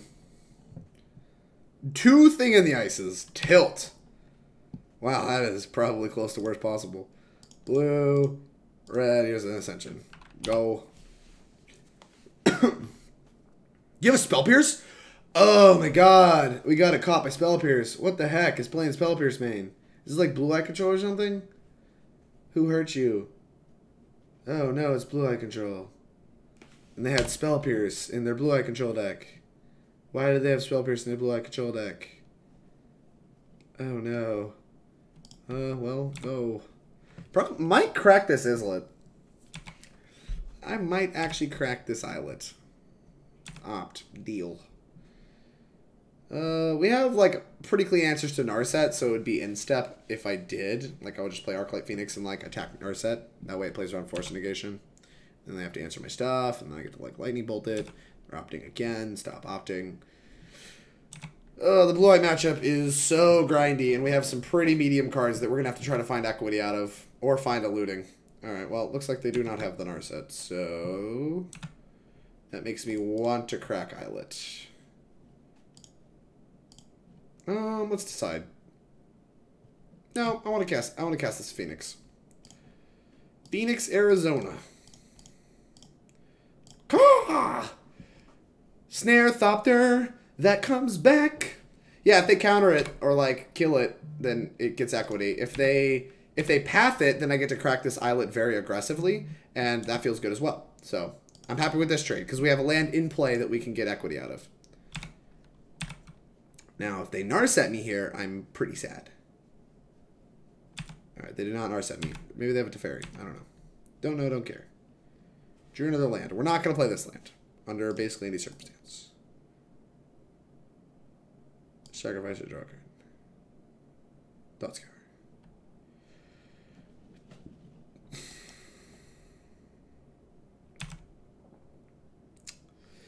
Yeah, let's just pass. Think if they play Teferi, I'm going to want to sequence things differently than if they don't have a Teferi. Like, see, they don't have Teferi. And now I get to be a little less aggressive because I have 6 cards in their hand to their 4. Oh, God. That was so bad. I'm going to take a draw step. Ooh, that's pretty good. A threat. I'll take a threat. This is probably getting Cryptic commanded, but cool with that. Anything that clears the way for this finale to resolve, I'm okay with. I'm just going to let Blue-White take draw steps and hopefully flood out. If they path me, pretty cool with that too. Once again, giving me more resources to work with is pretty nice. What is this? Wrath of God. Okay. Did not get a tier 4 out of that. Still looking for a Faithless Looting, so I might just Thought Scour here trying to hit a Faithless Looting. In the yard or in play. Ding! So freaking good at Magic! Alright, yeah, we have 2 lands that we need to get rid of. So, let's decide how we want to do that. Do we want to try to cast this Finale, and if it gets countered, we hate ourselves? I don't necessarily know that we hate ourselves, because we get an Arclight back. I feel like they have a counterspell, right? So what if I just looting, flashback, looting? I don't need that either. We're going to do that. Now, if we get Force Negation, I'm pretty depressed. But I think it's still okay. Oh, yeah. Oh, yeah. Oh, yeah. Bottom, that. Red. This Manamorphose was a nice pickup, too, because it means we get to flashback looting and get rid of this land. Oh, yeah. We get to hold the, like, gut shots still. You gonna counter this? Please counter this. Oh, yeah. No. And then we get to just gut shot them and get back 2 Phoenixes? You don't hate to see it. That's not something you hate to see, chat. Okay, don't surgical me. Oh, yeah. Look at this. Get grinded out. You have 2 cards in hand. I have 4. And I have Bolt plus Snap Bolt. Finale is Snap Bolt, in case you're curious. We have the land for Bolt, Snap Bolt, too. Alright, Wrath me again. You should. That's moderately obnoxious.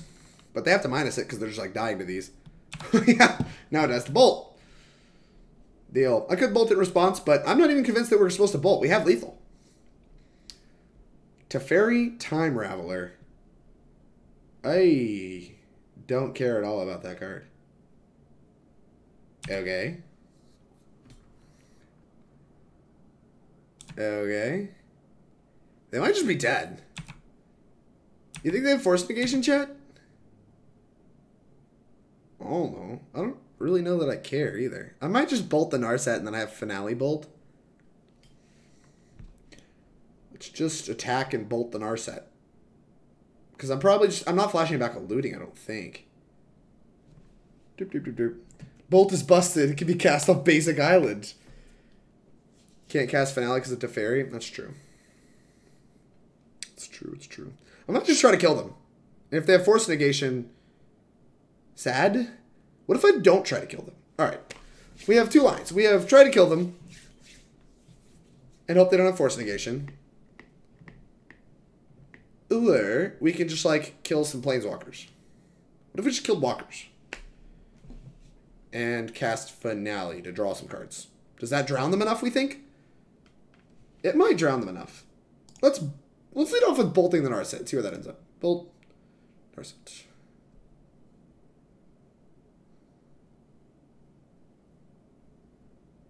Because if they force a negation this, we have a so much more informed turn. Yes! So good at Magic! Damn, I'm professional. Alright, cool. That leaves us in a pretty good spot. Okay. So now we get to attack the Teferi plus Finale, and we're just in great shape. Attack Teferi, Finale, Flashback, Bolt, and a cantrip, and then they die. Probably. Alright, cool. Let's execute. Teferi. Teferi. Die, please. Alright, play this. Fetch. Shock. Yes. Kind of sucks that we had to play this land, but we're so egregiously ahead on cards that doesn't really matter. Finale. Where'd the Bolt go? Oh, it got exiled. Fuck, I suck at Magic. Alright, whatever. Wait, no, we have a Sleight of Hand. Wait, this is still fine. We have a Sleight of Hand. So, we Finale. Grab... Gut Shot, Sleight of Hand. And this makes them kill the Narset? Yeah, okay. Yeah, we're still okay. I forgot the Bolt got exiled. So bad. Alright. Target that. Cast. So now if they want to cash out on that, we get access to our... Ooh, Sleight of Hand's nice. We get access to our cantrips again, and I think it's gonna be pretty hard for them to win. Even if they find like a sweeper. Yeah, we're still on the grind them out plan. We're still ahead by 2 cards. Oh, this is a good draw.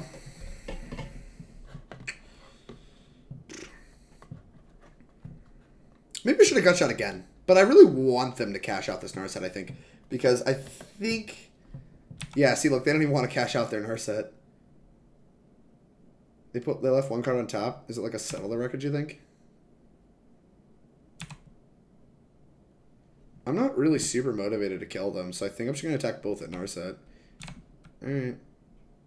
If they have Cryptic Command, I don't really care that much. I'm just going to attack both at Narset. Okay,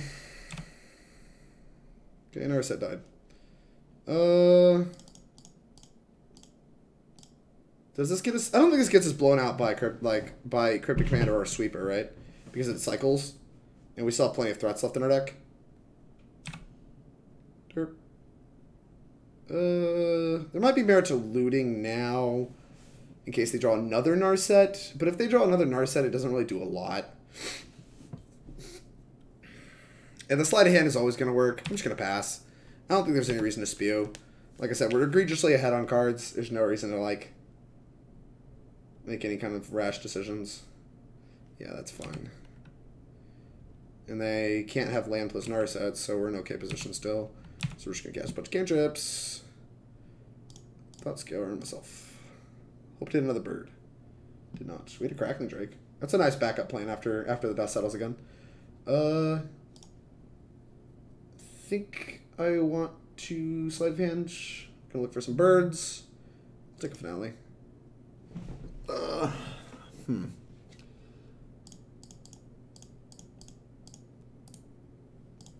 Let's flashback the looting.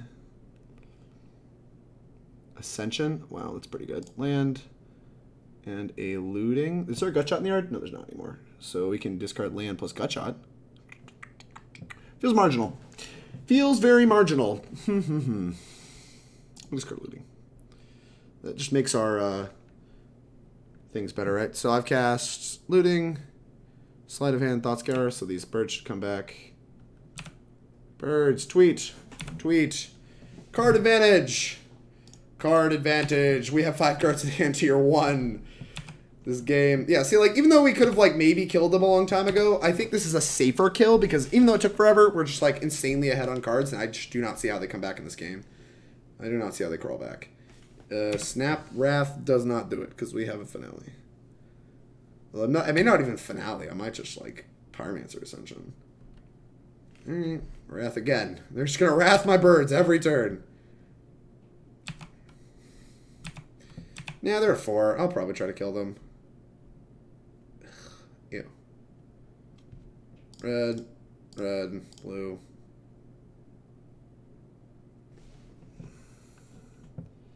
Finale.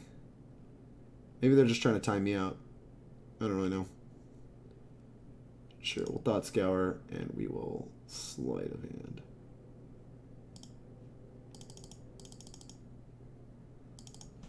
Don't want to think too long, because this matchup does get quite grindy. Let's put this on the stack first. Oh, where are you going? Wow. So somebody was talking to me earlier about how they thought their blue-white matchup was hard. I don't know what your role is, like, or how you're approaching the matchup, but I think, like, this is pretty indicative of how it normally plays out. Like, a lot of times, unless your birds get surgical, you can very easily grind them out as soon as you find birds. Because, like, you just keep putting them back into play, like, 1 bird at a time or whatever, and, like, sometimes, I don't even know if it's optional, but I don't, does it have to come back? I would almost consider not bringing it back if you could. Yeah, you can't. I've never done it before because they usually kill all my birds, like with pass and stuff like that, so it's never come up. But like, if this was a May, I would actually consider like not bringing it back in the matchup sometimes. Just like not bringing back 2, like bring back 1 at a time because you can just grind them out. Exactly what we saw there. So they bring in Rest in Peace after board. Let's consult the Cyber Guide. This is the first thing that's actually been on the Cyber Guide, and that way I don't have to think as much. I hate thinking. All right, the 3 counter spells are obviously good. The Aria of Flames, I'm pretty sure, are pretty obviously good. Being able to pressure the walkers is important. The Jace the Mind Sculptor is, in fact, better than all. And that looks like all we want. Echo Truth. We don't want Flame Slash, the Gut Shots, and a Lightning Bolt. 1 Lightning Bolt. Gut Shots, 1 Lightning Bolt, Flame Slash. So I have an extra card for this matchup. I don't know what the odds are they're playing Rest in Peace over Surgical Extraction, but if they have just Surgical Extraction, we still want Finale. I'm not in love with Finale. Not in love with Finale in this matchup. I think I'm actually going to cut 1. I think we can afford to cut 1 hedge. I've always kind of wanted to cut 1, even though it's insane in the matchup. Like, the bolts are really good at pressuring the walkers. Other than the Arias and the Force Negations, that really just gives us a great, solid, cohesive plan against the walkers. And Finale Promise is just, like, not really a threat on its own. it's just like a card advantage thing, and I'd rather have more threats than more card advantage. I don't know. Yeah, it's all Ascension if Aria if we showed them Ascension. Oh no, I want both. I want both. Ascension can be very good. Very, very good. The ceiling on Ascension's so high. I'd rather cut Finales than Ascensions. Because if we're facing down a Rest in Peace, Finale has less text than Ascension does. What's the thought on an answer for Lyra / Baneslayer? I don't think they're going to have that card. And if they are, we have a Jace. Boop. We're just going to Jace him. Jace bounce. Boop. Thing bounce. Boop.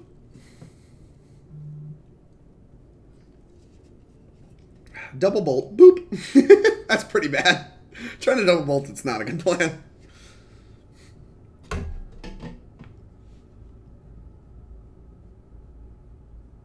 I would bring in Recipes against Drake. You Ploy doesn't even bring Recipes anymore. I imagine they're going to bring Recipes against me. God, this hand is so sick.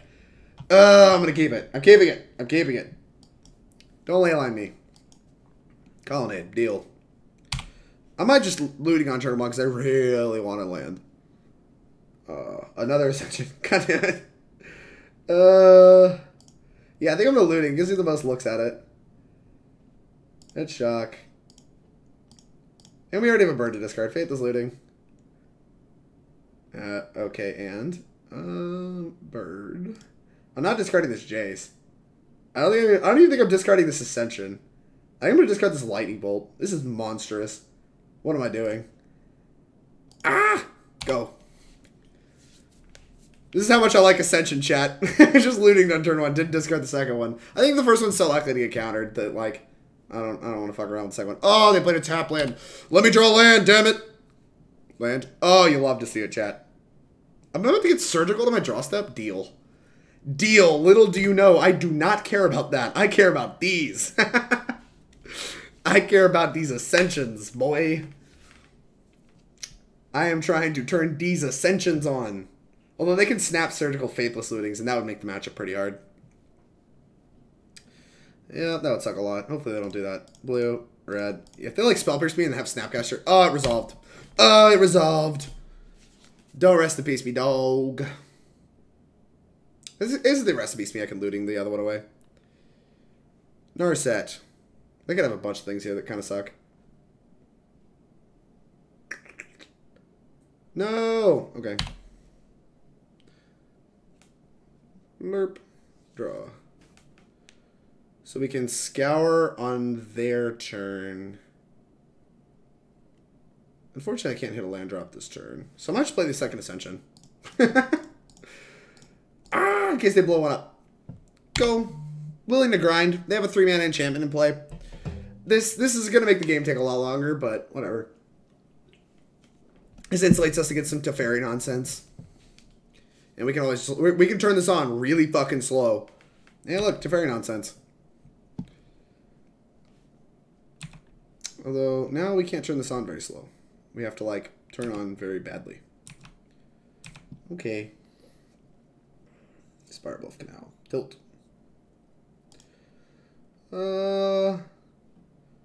So with no birds in our deck, we're pretty likely to lose this game without drawing an Aria.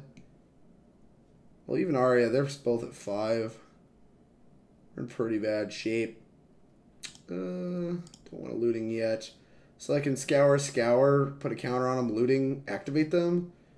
And then we hope to draw a Volt. Is that a bad plan? Doesn't seem like a good plan. I don't know. I don't really have another plan. So if we scour, looting, I have no hand. None of the cards may really do anything. Whereas if we draw a Lightning Bolt, we get to kill like multiple walkers. I don't even think Jace really does anything. Alright, fine. Scour. Me. Lightning Bolt is in the graveyard. Tilt! Alright, now we're very unlikely to win this game. Scour me.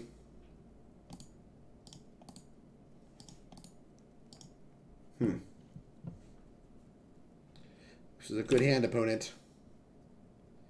That's the third Lightning Bolt? Alright, I'm going to concede. We literally milled the other 2 Lightning Bolts. I think that makes the game too hard to win. Too hard to win. Need to draw counter spells. This might be merit for having this Echoing Truth back. That was ugly. I don't know. Feels results oriented. I'm gonna submit. OP is playing an Ascension. I mean, a prison deck. Yeah, no kidding. Surgical's so bad against Phoenix. Jeez. I mean, it's pretty bad against Ascension, but Narset plus Teferi plus Surgical is pretty good against Phoenix. If you have all three of those, you'll prison us out. Alright, yeah, this hand's great. Okay. We have all the pieces it takes to find another land. We have a thing in the ice on 2. Just a good hand. Boop. Yeah, I mean, if Blue Eyed drew like that all the time, we would have a really bad matchup. Oh, God. That Force of Negation is a good pickup. I want all these cards. If we draw like this all the time, we'd be great against freaking Blue White. This hand's awesome. Watch them have Spell Snare. I'm ready for them to have freaking Spell Snare. That would suck. Oh, no. Don't cast that. Cast this, you clown. Oh, I'm so ready to get Spell Snared. Oh, make it happen. Fetch. We shocking? We shock pathing? I would not mind a shock path. That lets me cast Aria of Flame. Derp, derp, derp. Probably just tap land if I had to guess. If I had to wager a guess. Alright, unfortunately we kind of have to spew here because we need to hit our land drops. This hand desperately needs to hit its land drops. We might get pathed into our 4th land, but we want our 4th land. Oh, was yield. What are you shuffling? I don't know, some random cards. Oh, they're just countering this? I think I'm okay if this gets countered. Like, we still removed a counter from Thing in the Ice. It kind of sucks, because like I said, we do want to hit our land drops, but... Alright, yeah, that is big fine, dog.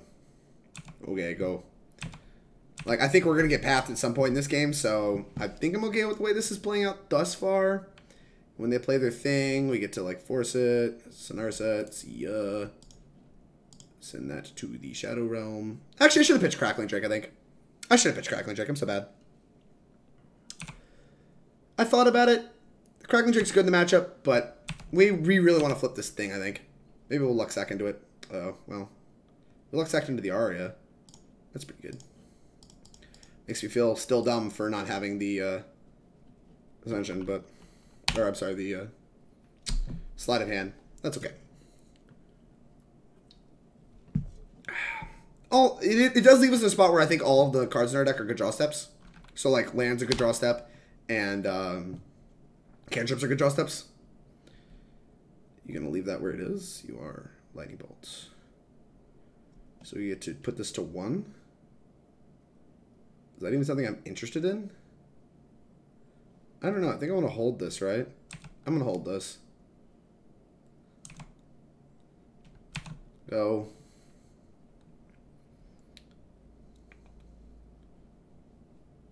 Derp-de-derp-de-derp.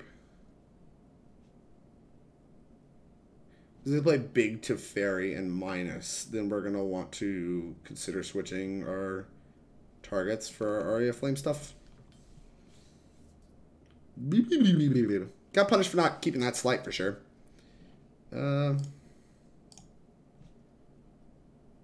Bolt this in response. Yeah. And that keeps them from ever drawing a card off of it. Alright.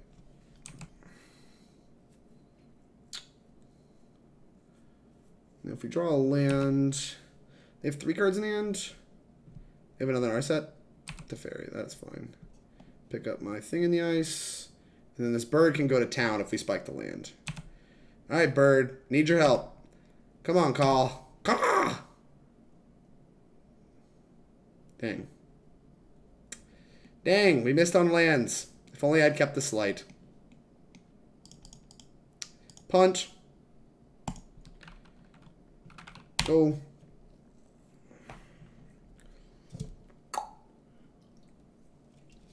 And now they just have a million things. They can just keep Snapcaster up. Or it's going to be pretty hard to come back to this game. Once again, once they have Teferi and Narset down, it gets very, very hard.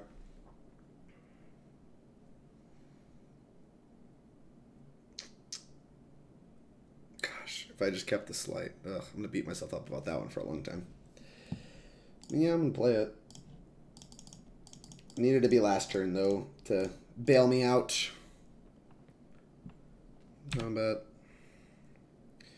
I don't think it particularly matters which one we kill. I'm gonna try to kill Narset. Probably not gonna work.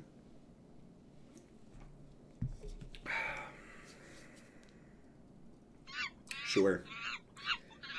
Deagle 370. Thank you very much for the follow. I really appreciate it.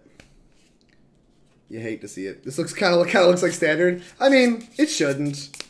I played bad. It's okay. They're drawing a lot of lands, fortunately. Rest in peace. Alright, let's go make this game a hard one. Ascension. Well, it's not very good under Rest in Peace. This card is. And they can just bounce it, but if they don't have 2 answers to it, which is asking a lot, but they've had pretty good hands so far. If they don't find a bunch of answers to it, then maybe we're okay. But if they find answers to it, then I'm in trouble. I also could maybe consider sharp blowing up my lands with Field of Ruin. I don't know if that's something they're interested in, but they probably should. Yeah, they're going to do it. Okay. Fortunately, we drew a bunch of the Steam Mints this game, so we have time, but it's going to be a lot of work. Alright, I guess they have an answer. Cool. Or just another Walker. They might have another Walker. Tension Sphere. That's pretty bad. Okay. Well, now's the time to draw a bird. Bird. Caw! Serum Visions. Yeah, I'm willing to scry too. Bottom, top, go.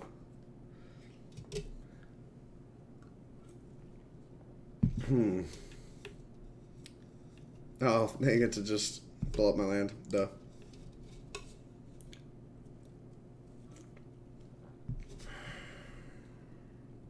So you're gonna make it to where I never draw a land again.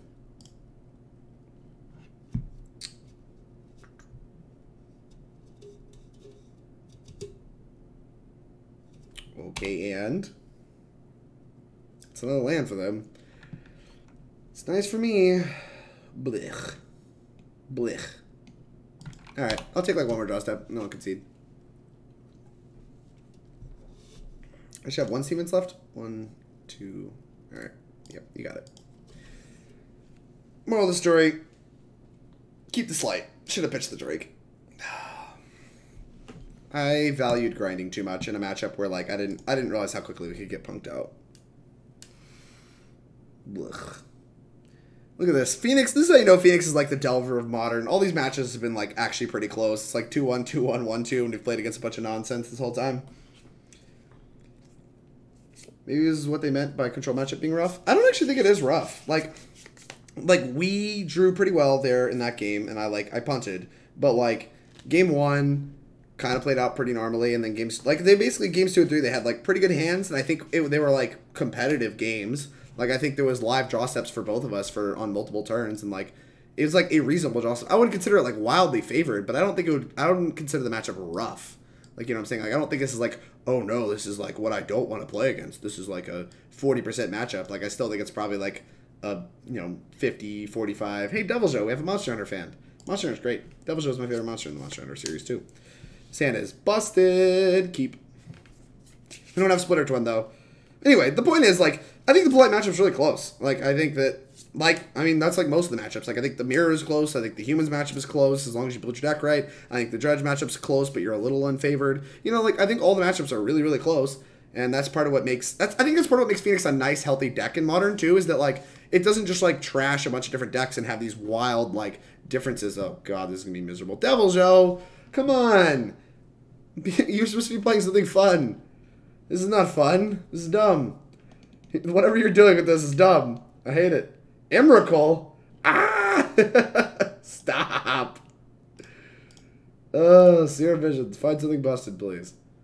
Something busted. Arclight Phoenix is busted. Sleight of Hand's also pretty good. Yeah, I think I'm willing to top both of these. This hand's kind of slow, But we have an Echoing Truth, so maybe if they're like that boar deck, we can like... I don't know, they're probably not. We're probably dead. But if they like breach a boar in, we can like Echoing Truth it, which is pretty disgusting. Watch us kill like turn 1. This, chat, is why we have 3 Force of Negations in our board.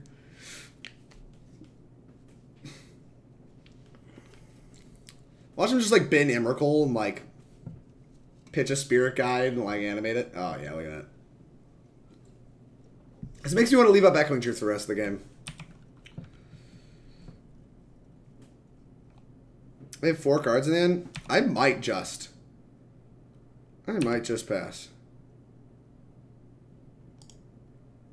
I think I'm going to. I think I'm going to pass. We're going to try to blow him out with this Echoing Truth.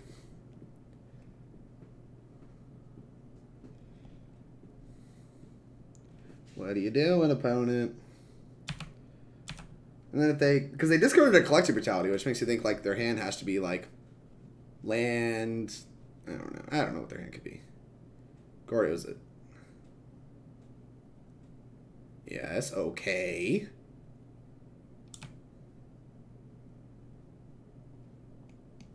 I have a stop here, right? Alright, yeah, cool. Goodbye. Boing! See ya! Got him. Okay, well, that was a little scary.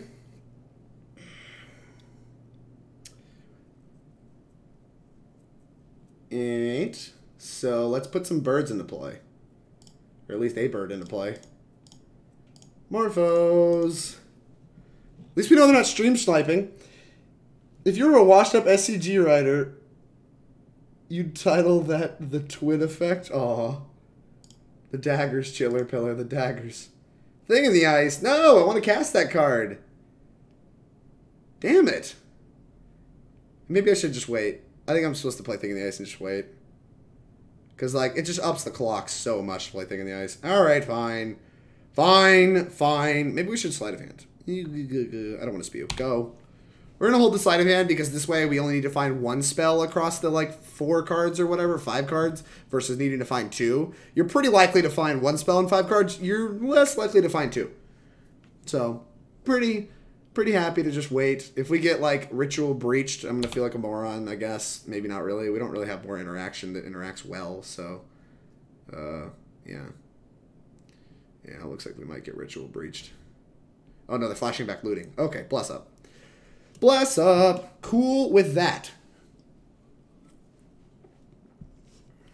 I guess Ritual Breach doesn't even do it. I have to be like Ritual still. I don't know why I'm so scared of them breaching me, but this deck was busted when I played it. Because I played this Bordeaux Vengeance decks on stream and it just felt great. Would you cut Echoing Truth if you were running Aria? Sorry, I'm just seeing this comment. I would probably, but like the thing is, I like Echoing Truth. Like Echoing Truth has been very good in the deck. It's something I've been really happy to have access to. Do you not like Aria? I feel like the insinuation to Grave Hate. The installation to Grave Hate's a huge upside. I don't think it's that big. Alright, let's start doing stuff. Sleight of Hand. Let's try to find a free spell too. Always yield. Maybe we'll get lucky and find a free spell again. Free spell. Young man. That's a Faithless Looting. I said young man. I'll take a Faithless Looting. That finds me more birds to put back into play. Oh god. Make it stop. Alright, we're gonna try to find a blue spell. Here we go. We should find a blue spell. Blue spell! Dicks. I guess I should have kept the Spirebluff again. I suck. Combat. Yeah, caw.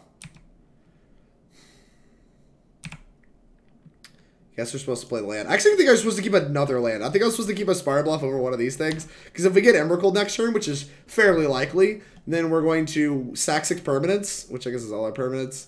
And then I would like to try to rebuild, but I guess this is not going to happen. We're probably just dead. We're probably just dead. We had a noble effort. We tried. Both teams played hard. Those lootings were a little dick energy. I agree. Still answering Aria questions. Tovey, I'm always answering Aria questions. That's like become my constant state of being. Ever miss a spell in 4 looks to lose a top 8? Can't say I have, Shadows. Alright, Emrakul me. Fine, whatever. I'll take a billion. What is this? This is like 21. I can block 4 of it, which puts me to 17 or whatever. Block. I take 15 plus 2, 17. Alright, we'll go to 2. I forgot you don't actually sack 6 permanents. You just take a billion damage. Maybe I should have held the bird back. The 3 damage was not really worth it. Alright, exile your shit. Ugh. Puke. That sucked. I hate it. Thanks, I hate it. Well, we're just gonna kind of hope they don't really have anything else going on. Although, they, like I said, they could just have do the breach next turn, but I don't really know what else they're supposed to do about it. Ugh. Bolt. Thanks. Right on time. Here's the thing in the ice. Is there a bolt in my graveyard? Can I justify playing this Ascension? No. I cannot justify playing this Ascension. Combat. I, attack. I guess, well, hold on. I guess bird blocks. Gosh, I should have held this bird back. That was so bad. Because I could have just blocked the stupid Emrakul, not taking 15. But I really want to get them dead. I mean, we didn't block last turn. We're not going to block this turn. At the point at which I'm committing to trying to kill them very quickly, I think this is kind of what it looks like. So, they could be dead next turn. We get the flashback looting. We just need to, like, hit another spell or two. Just, like, asking kind of a lot. Yeah, I haven't played this game super well either. I just play so much worse as time goes on. I'm sorry, chat. How often do you cycle the islet? Pretty often. I'm not going to do it here because I need the red source. And, like, I'm, like, flashing back a looting. Oh, God. Just breach me.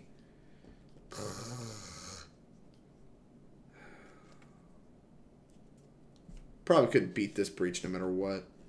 Even if I block last turn, so that makes me feel a little bit better. Yeah, it makes me feel a little bit better, but golly. Golly. We even had an Echoing Truth. This is so stupid. This Boros Vengeance deck is, like, way better than people are giving it credit for. Alright, yeah, let's not die to Gorios. Let's not die to stupid other things. The rest of the cards kind of suck. Flame Slash really sucks. Crackling Drake's pretty depressing. Although, is it better than Ascension? Probably. Probably is better than Ascension. I'll keep Crackling Drake. Because, like, we can just play with Force of Negation. It also keeps our blue card count high.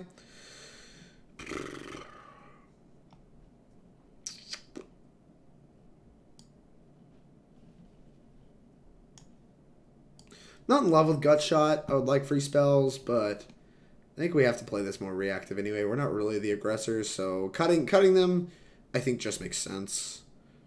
Lightning Bolt's not awesome, but I do like it, so like something like that. Don't really want Aria. Aria's pretty bad, I think.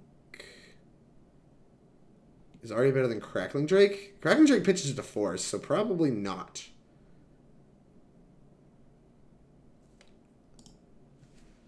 Maybe turn 4 kills in the play. Can't Phoenix not block an Emrakul? Or is not a spell about it? No, it can. It can. I definitely effed that up. I don't think we're beating the breach Emrakul the next turn where they just like make a sack permanents, but yeah, I definitely screwed that up. This hand is pretty good. Keep. We need to find a force or a trap, like one of our free spells, but we have a Serum Visions to do it, and I think they're very unlikely to do anything on turn 1. Like if they kill us on turn 1, like you got me. But I think that's not the average case, so we're just going to play like this. Boop. Free spells, lands. I need all these things. Fix my hand, Serum Visions. That's a land, that's a free spell. Okay, and bottom, top. There you go.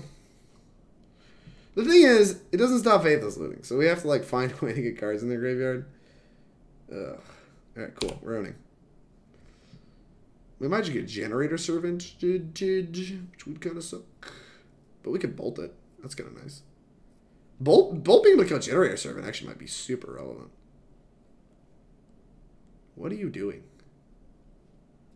Alright. Fetch.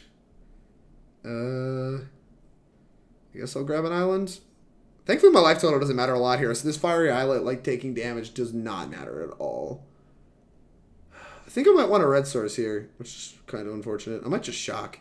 Alright, we're doing it. We're doing it. Blood Moon me. I need it. Not been Blood Mooned enough in my life. Alright, we're going to cast a bunch of spells next turn. Maybe if they Faithless Looting or something. Oh, no, they have Lightning Axe. Ew! Ew! Oh. Oh, God, this is disgusting. Oh, they pitched a Spirit Guide. Okay, we're fine. We're fine. Phew! I was worried. I can't tell if they're supposed to leave Generate Servant in their deck or not. You're probably about to find out. Pintad Prism. Cute. Okay. I guess we're gonna have to, like, aggressively try to find blue cards and stuff. Yeah, these Rav Traps aren't doing it for me. Faithless Looting. Hello. I need to Faithless Looting. What are you gonna do? You gonna counter it? You gonna force it? Thing in the ice. Thing in the nice. We could just die to an Emrakul next turn. That is something that could easily happen to us. But if they're just playing as to cast Boar, like just hard cast Boar, then playing Thing in the Ice is actually pretty good against that. I don't really like any of my lines here. So I'm just going to do this. And I'm going to play another Thing in the Ice. This hand is not really panned out the way I wanted it to at all. But it's not lined up against their cards the way I wanted it to at all. But I think we still have a chance. I don't think we're like cold, like super dead, but whatever. As long as you're above 15, I don't think being above 15 matters that much. I think getting hit with an Emrakul is like, if they threw the Breach Emrakul here, I don't think I died because I was at 15. I died because they make me sack 6 permanents, so I might as well just die while we're at it. Oh, don't kill me. Play your stupid Boar instead so I can like have multiple lines that kill it. Please. If you could politely not. Alright. There's your land. They could be trying to play around Force of Negation, I guess. But I find that unlikely. Do you have another Lightning Axe? It's taking you a long time to cast this spell, so I think there's a chance you do. Oh my god.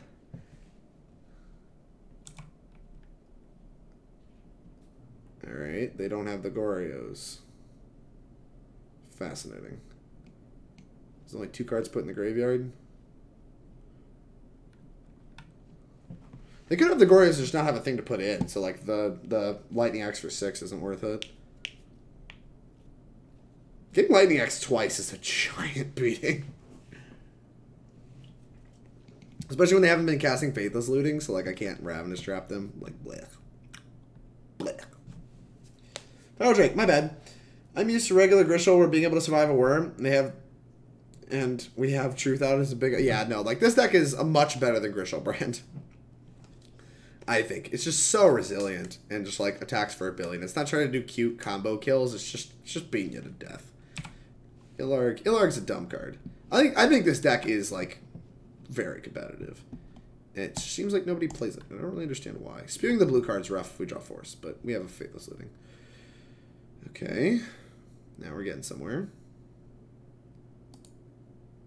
Top. Blue. Red. We're going to Morphose both times.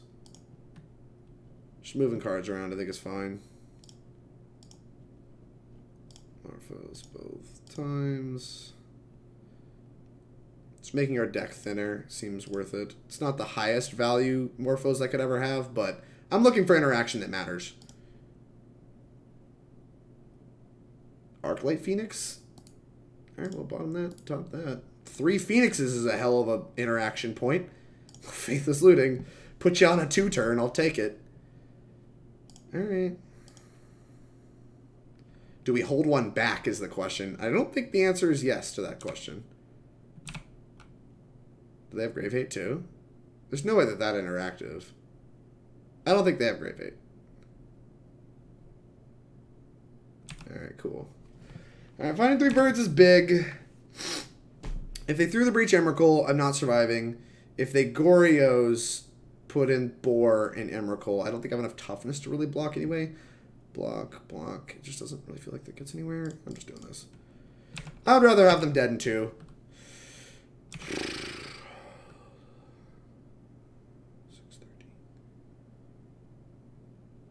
Yeah, I'd rather have them dead in 2 turns. Gonna hold this land? Yeah. Alright, cool. Hey, thanks for the resub. I'm giving you $50 the decisions I've made. Thanks for the resub, Mitch. I appreciate it. If you got a sub list for me, you know where to submit it. Shadows! Thanks for the Twitch Prime, the Bezos bucks. Are we dead? Looks like we're dead.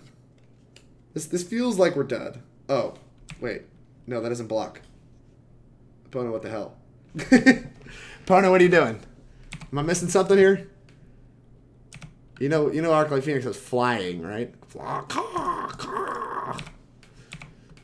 Alright, this is a miracle if we win this game. Alright. But yeah, if you have a sub list for me to play Shadows, including I'll play Phoenix with Arias in it, because I know that's something you've been wanting to do. So, go to the channel for it in the Discord. Submit that, and I'll do it. Alright. We got that game, somehow. By some freaking miracle, we won that game. Golly. That was kind of an embarrassment, just like the way that whole game played out. It felt like we were literally just like splashing frantically in a pond to get anything going because they had double lightning axe. And like, I mean, we eventually kind of we stumbled into the 2 extra phoenixes, but geez, like, if we had like just kind of missed still, we would be in pretty hard trouble. Pretty rough trouble. Just play Aria of Phoenix. Alright, fine. I'll get that played next week. We'll play some Aria of Phoenix next week ahead of Columbus. Totally forgot to sub. Speaking of, just bought a Trop and 2 Volks today as well. Look at you, big baller. Big baller. 5 O's turns over to Aria in your dreams. Gosh, chat. Am I supposed to keep or bowl this? How much time we got? We got 18 minutes? We're 3 minutes ahead? Can we sound off in chat? Keep or mull? I want to hear you guys. I want to hear you guys' opinions. Keep or mull?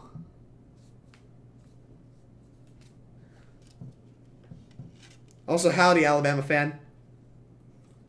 When I'm not poor, I'll sub so I can watch you play some of the best and most interactive deck in Legacy. Oh, God, Harrison.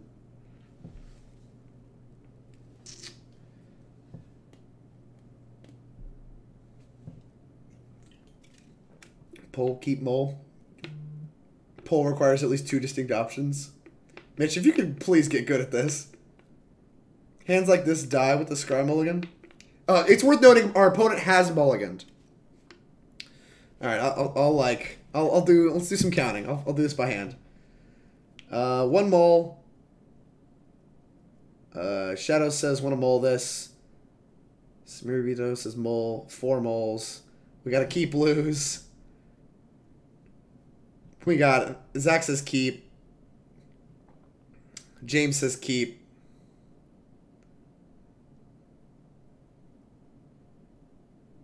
Give up. Everyone needs a stream of League with Charbelcher. Alright, it's kind of close. It's kind of close. By my tally, it's 4 to 3. I think this hand's super close, but I do think we're supposed to mull it, which kind of blows. Golly. This is probably one of the best hands I'm ever going to mulligan, too. Maybe we'll save it for later. We'll save this moment for later. Inactivity time remaining? Oh, yeah, I forgot you have 5 minutes of inactivity. Yeah. Like, man, they do not let you think, huh? Post to Twitter. On the play, I keep this? Alright. Actually, I kind of want the full context.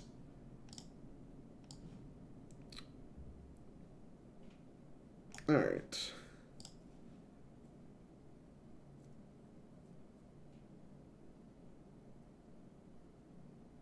Yeah, let's mulligan. Jesus Christ. I think I'm keeping this. But yikes. Faithless Looting is definitely backpacking this hand. Should we post to Twitter? Mitch, did you figure out how to make a poll? Let's make a poll and let her know we should post this to Twitter, too. Is it interesting enough to post to Twitter? I think we have a bunch of the Arclight Phoenix group in the chat right now. What do you guys think? I can post it to the group. I can post it to Twitter. I could do both. What do we think? This better be one of the best lootings of all time. It doesn't need to be that good. Keep. Our opponent rolled a 5? Yeah, our opponent rolled a 5. It doesn't need to be that good. Like, it just needs to find, like... We just need to find 2 spells and 3 cards. I think that's pretty fine. I'd like my chances to do that. I did it. I'm a genius. Keeper mold.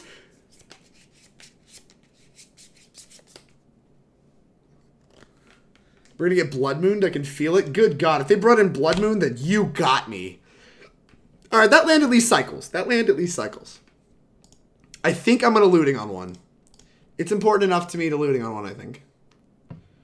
See? We found 2 spells. We're going to discard, I think, 2 lands. Land. I hate looting on one normally, but this hand needs help, and we need to pair a blue card with this Force of Negation. So... my plan for this game from this point on is to just make land drops. We need to recover. We need to recover our cards, get real spells, get some actual lands in play. Generator Servant, the one game we don't have Bolt. Nice. Chalice on one? Well, okay. I'll force that. Never mind, we're just going to have to use the Force. Now it's 3 cards all. Well, this game has kind of not gone our way, chat. Oh, yeah. Look at this skill-intensive magic. Skill-intensive magic. Just top deck it. Just fucking top deck it.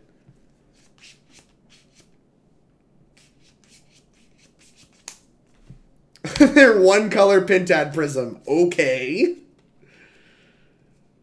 Alright, and we found a Sleight of Hand. Alright, we got a real game on our hands, chat. Sleight of Hand.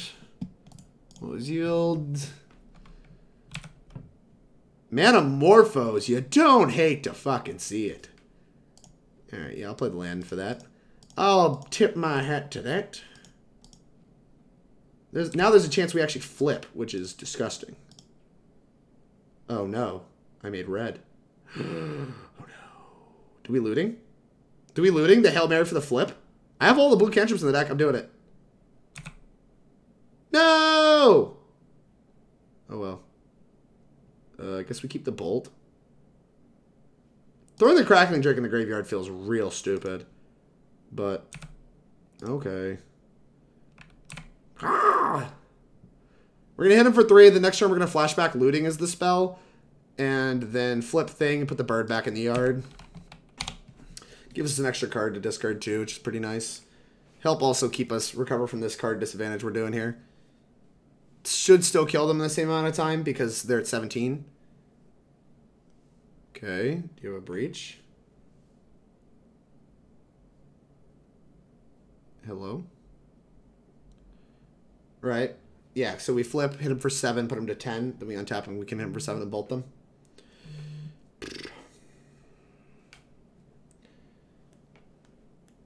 Although we may want to hold it for Boar if they have Boar. Although I guess they just have to block. Like with Boar if they have it next turn. Ugh. Echoing Truth. Does this make me want to just lightning bolt them? I think it does. Being able to hold up Echoing Truth is big game. So we're going to bolt them. It's going to put them to 14 and then they're dead in 2. Alright, yeah. We're doing it. If they have a lightning axe, I'm real sad. Alright, well they don't have lightning axe. Alright, now they're dead in 2 and we have Echoing Truth for one of the turns. So this is just going to kind of have to be good enough or we're in trouble. Go! Vincer, thanks for the follow. I really appreciate it.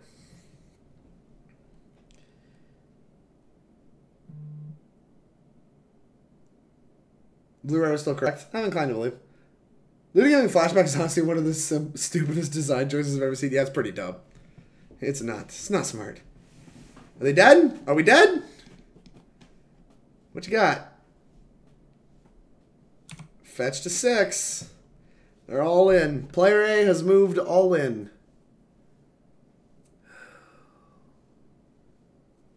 Boar. Resolves. That does not have haste. Alright, we're on instep. See ya!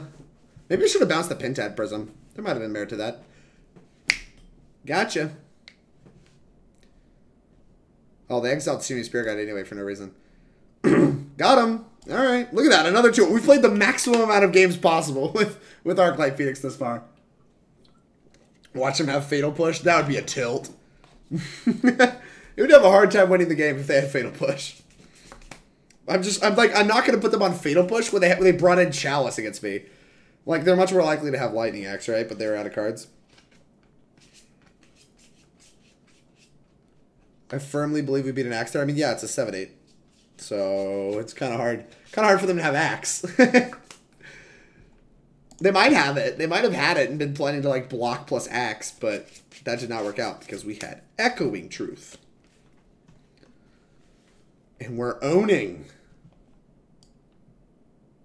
Alright. Would you like to play first? Nothing can make me happier. Oh, this hand is the nut. This is a great way to finish off the league. Look at this. This hand's great. Okay. And we're on the play, so we have time to cast all these Serum Visions too. You'll love to see it. You just bounce their Prism and flip it anyway.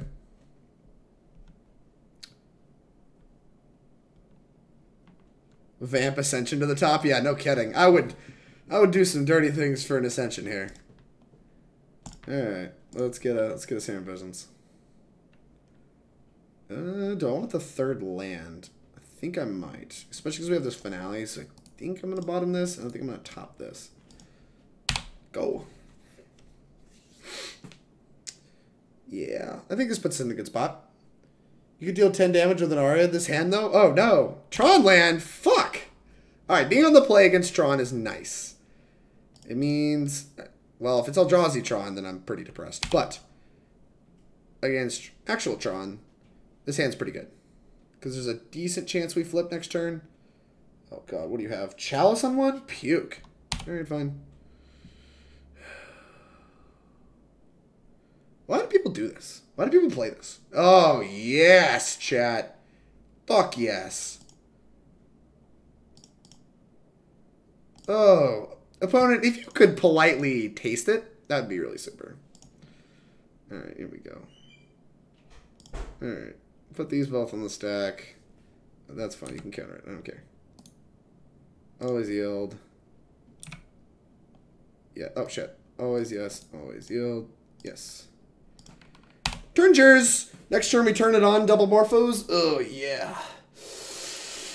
Oh, no, don't Thought on me. No!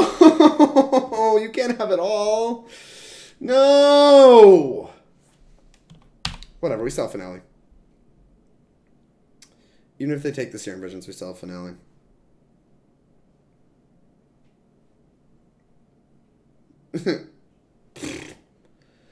But why are you no fun? Why do you just hate fun?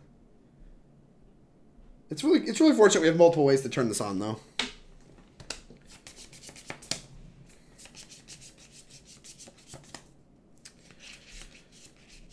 And that Thought Not Seer is probably going back to the Shadow Realm.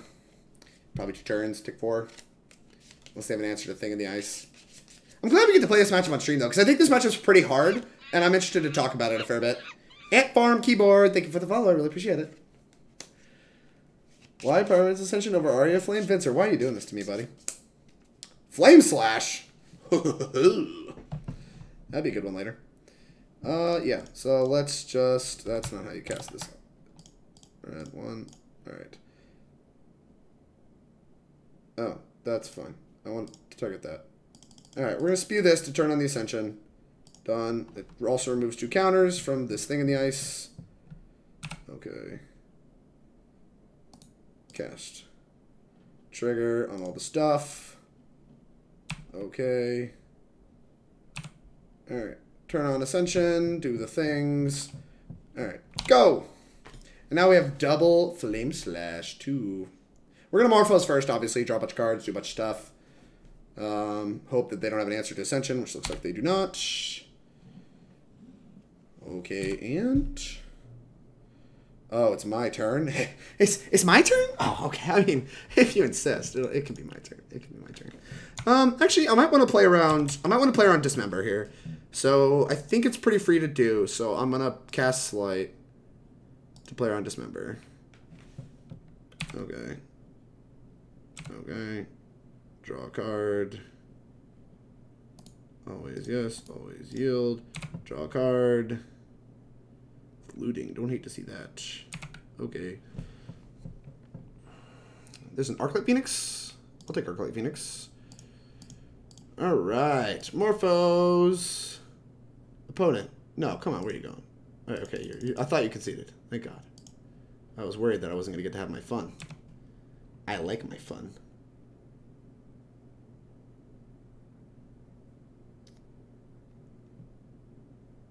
Blue. Red. Okay, blue, red. That's a lot of freaking lands. Tilt. Alright, let's Faithless Looting. Okay, and looting. Ah, we found a Sleight. How nice. Arclight, land. Let's Sleight of Hand. Don't really care. Where are you going? Nobody lets me have my fun. Ugh.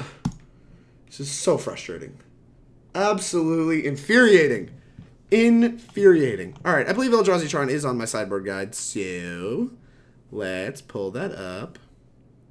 Yes, it is. Alright, we want all our Force Negations because the card's busted against Chalice decks. We want Beacon Bolt because it's busted against Eldrazi. Flame Slash for the same reason. Kills all those little idiots. Blood Moons because it shuts down their whole deck. And Aria of Flame because it's good against the stupid stuff. Alright. Ooh. Oh gosh.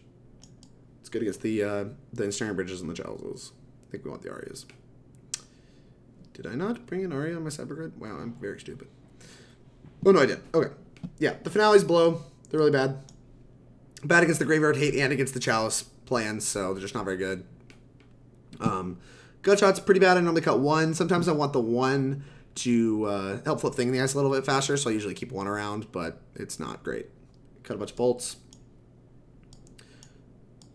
Probably going to cut the extra gut shot here on the draw.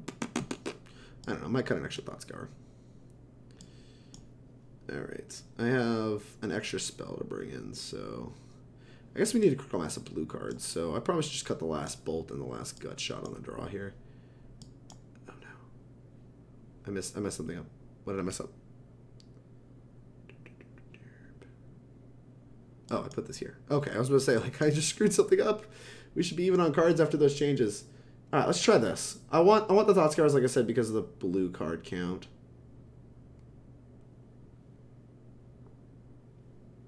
All right, yeah. Yep. Don't hate to see it.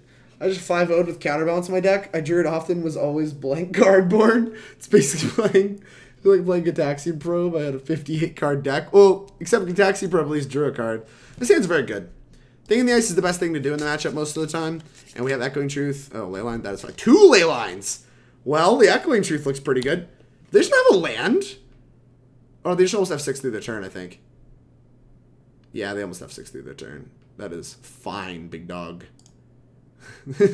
I am very okay with what you got going on here. Let's try to find a Force. Well, there's a Force. I'll top both of these things. Go. Yeah, I don't even know how I want this game to play out. Like, they have Natural Tron too. That'd be pretty sicko. Alright, well, here's the thing. Go. We got Force Negation. You got Dismember? Yeah, you do. Okay. Tron land. Sure. Yeah, there's not much we can do about that. I mean, we have Aria, which is good against the Leylines anyway, so even if they take Echoing Truth, I don't care that much. But it is kind of a tilt. Yeah, they took Aria. That's fine. Probably going to pick Leylines up. I don't know, I think I'm just going to pass here.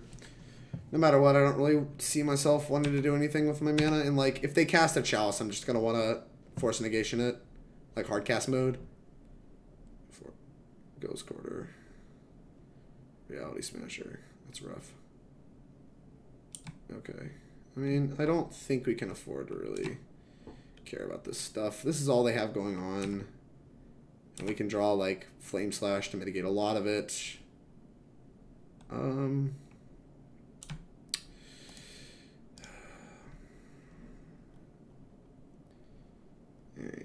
Put this in tapped. Would you like to pay to life? No, but not. Alright. Blue, blue. Dismember was big. Pick those up. Could have picked up the Thought Scour. I really just want to try to get some birds going. I'm not sure that I want this land yet, so we're going to Sleight of Hand. Take the Serum Visions. Probably going to speed the Serum Visions too. Serum Visions looking for birds. Found one. Crackling Drake's also a big game. I'm not sure that this Thought Scour is, though. So, with Phoenix, we can block, take 5. Go to 5. I think I have to bottom this. I think I might want to top this, though, because it blocks. I might just bottom this, too. I just need to find a second Phoenix so we can double block. Or at least like a bolt or something. Alright, yeah, I'm going to bottom both, actually. That kind of sucks. Kind of sucks that that's the way this hand is played out. But I think we need a second Phoenix. Yikes. Well, let's just keep us from taking damage. So, I think I am going to play the mountain here. And we're going to cast a second looting. Derp. Oh my god, we found the Flame Slash.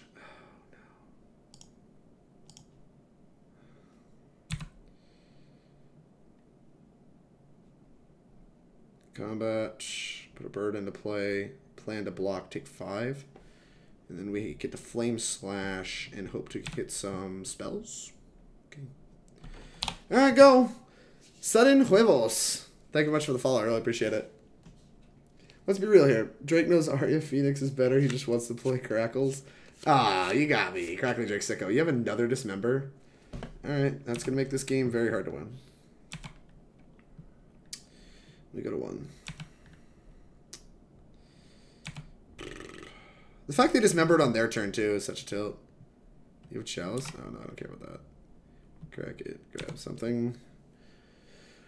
So we're going to Flame Slash the Thought Scour, Blast Zone. Okay, I don't care about that. Right? Do I care about that? I don't know if I care about that. I haven't decided if I care about that. Thank you much for the follow, Regisaur Alpha. Really appreciate it. Alright, let's Flame Slash this. This is how it all starts. If we're going to win this game. Oh, no. This makes 4 mana. They can put 2 counters on it. That makes it a 3. Oh, no.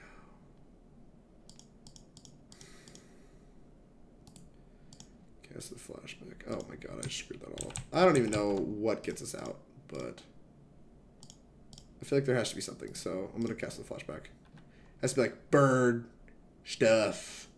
I don't really know. We can get bird back. It's not enough. All right. There was a lot to think about that game.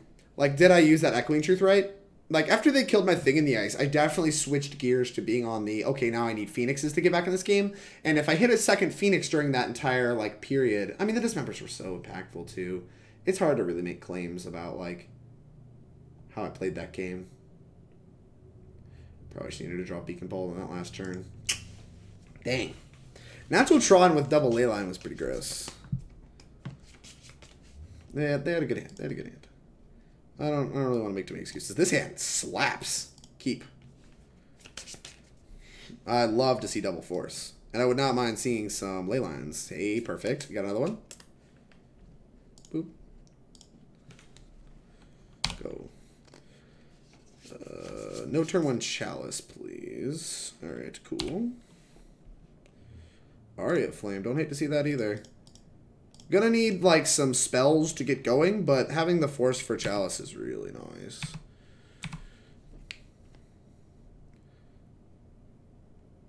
I don't know if I'm gonna... Oh, okay. Sure. Well, I said I don't know if I'm gonna Force Pitch Force, but I think this is pretty indicative of what their hand does. This plays around Dismember a little bit better than just playing Aria, in my opinion. So, alright, cool. You got 3 mana. It's a Chalice. So I'm going to force that so fucking fast. Walking Ballista. I don't really understand why you just played Walking Ballista. What does that do? I don't understand what that accomplishes. Do I play the 4th land? I don't think I do. Which is unfortunate because I think it comes in tapped. Maybe I do. I think I actually will. I'm going to play Aria first, though. Because we have not actually cast a spell this game so far. And I'm down to take it slow with these Force Negations. I think it's better than holding up Force Negation. Because, like, if we get Thought Knotted here, they take Faithless Looting. And I'm just, like, I think generically okay with that. Yeah, that's fine. So they take Faithless Looting. The Faithless Looting I don't think was super high value anyway. And, like, now they know we have spells covered for the rest of the game. Block. And we kind of get to just grind. Oh, that's a really unfortunate draw. So if they have Reality Smasher, we're in trouble. But we can still even assemble like a reasonable sequence of cantrips across the course of this game. Yeah, attack for 4. I'll not block. How much can I pop this for? Tower, tower, tower is 9, 10, 11, 12, 13. So it takes 4 mana, so they can pop it twice, then kill the thing. Alright, whatever, I'll just take it.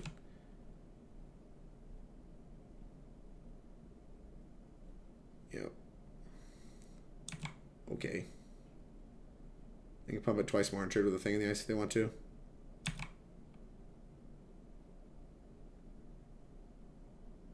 But I want to force them to use their entire ballista to do that, if that's what they want to do. Put me to 12. Alright. Cantrip. Arclight Phoenix. Here's an Arclight Phoenix. Alright, we're probably dead. Too much payoff, not enough Force of Negation mattering. Which is weird, because they have, like, maps that I want to counter. They usually have, like, Karns that I want to counter. They have Chalices I want to counter. They have it's like upwards of, like, 12, 13 cards I want to counter. And, like, they just had Natural Tron both of these games. Feels pretty rough. Alright, well, they have the same sequence. They can pump it up. Am I just dead? 6. So they pump it a bunch. I think we do have to block, which kind of sucks. Right? No, they just answer both of our threats. 8. Yeah, no, we just die. Okay, I think, yeah, we're just dead. Right? There's nothing we can actually do. Because they could... It's lethal if we don't block, and if they do block, then they just get to kill this, then kill this. Yeah. That sucks. Force Negation is normally so good in this matchup. Wow, we didn't kill him a thing. Yeah, we're very dead. Well, that was a boring way to end it. The matchup is bad, but geez. Them drawing Natural Tron both games when they like have much fewer ways to activate it is pretty rough. Did we play the maximum amount of games possible throughout this league? I think we did. Yeah, we played the maximum number of games you can, and we 3-2'd. That should show you how exactly like Delver-ish Izzet Phoenix is, where the deck's just 50-50 against everything, because like we literally just played the maximum number of games, had the most medium record possible, although I did play worse against Blue Eye, where we should have ended up being probably like 4-1. The Eldrazi Tron matchup is very, very hard, which that is reason to like maybe want a Braid, but if you look at that last game, those last 2 games, the ones we lost, a Braid wouldn't have been awesome. Like, yeah, we could have killed the Ballista if we had drawn a Braid, but like we're still taking beatdowns from Thought Knots here that whole time, and we still didn't draw spells, so, like, I don't know. I'm not sure that it would have played out in Game 3 the way we wanted it to, and it would have done stone cold nothing in Game 2, so, like, I don't even think a Braid's the answer. Honestly, Beacon Bolt, if we just look at how these games continually play out, like, a lot of times you just draw a couple spells, and Beacon Bolt is, like, an all-star in the matchup. So maybe, like, if we want to beat Eldrazi Tron, the answer is just another Beacon Bolt, because we can cover the Chalices pretty easily with Force of Negation, as you saw. We didn't have too much trouble finding one of those, but we had trouble answering some of the creatures in play if we couldn't flip a thing in the ice. I don't really know. I'd have to test more of the matchup, because I kind of feel like their hands were above average on the curve there, so, like, I don't really want to draw too many conclusions from the way that match played out, but it does feel like the answer isn't... trying to play Artifact Hate. Especially something with Dredge, like Shenanigans, where they like just had ley lines both games. Do you ever bring in Moon against blue-white or black-green? Sometimes if the blue-white player is not great and is like fetching Hollowed Fountains pretty aggressively, I'll bring them in on the play against blue-white. I never have them in on the draw against blue-white, and I generally don't like them play or draw against black-green. Against Jeskai and Jund, it's the complete other way around. Like, a lot of times I definitely have them every time on the play, and depending on how, like, you know, how I think their deck is configured, I'll have them on the draw. So talking about this version of the deck, Jace did look kind of embarrassing.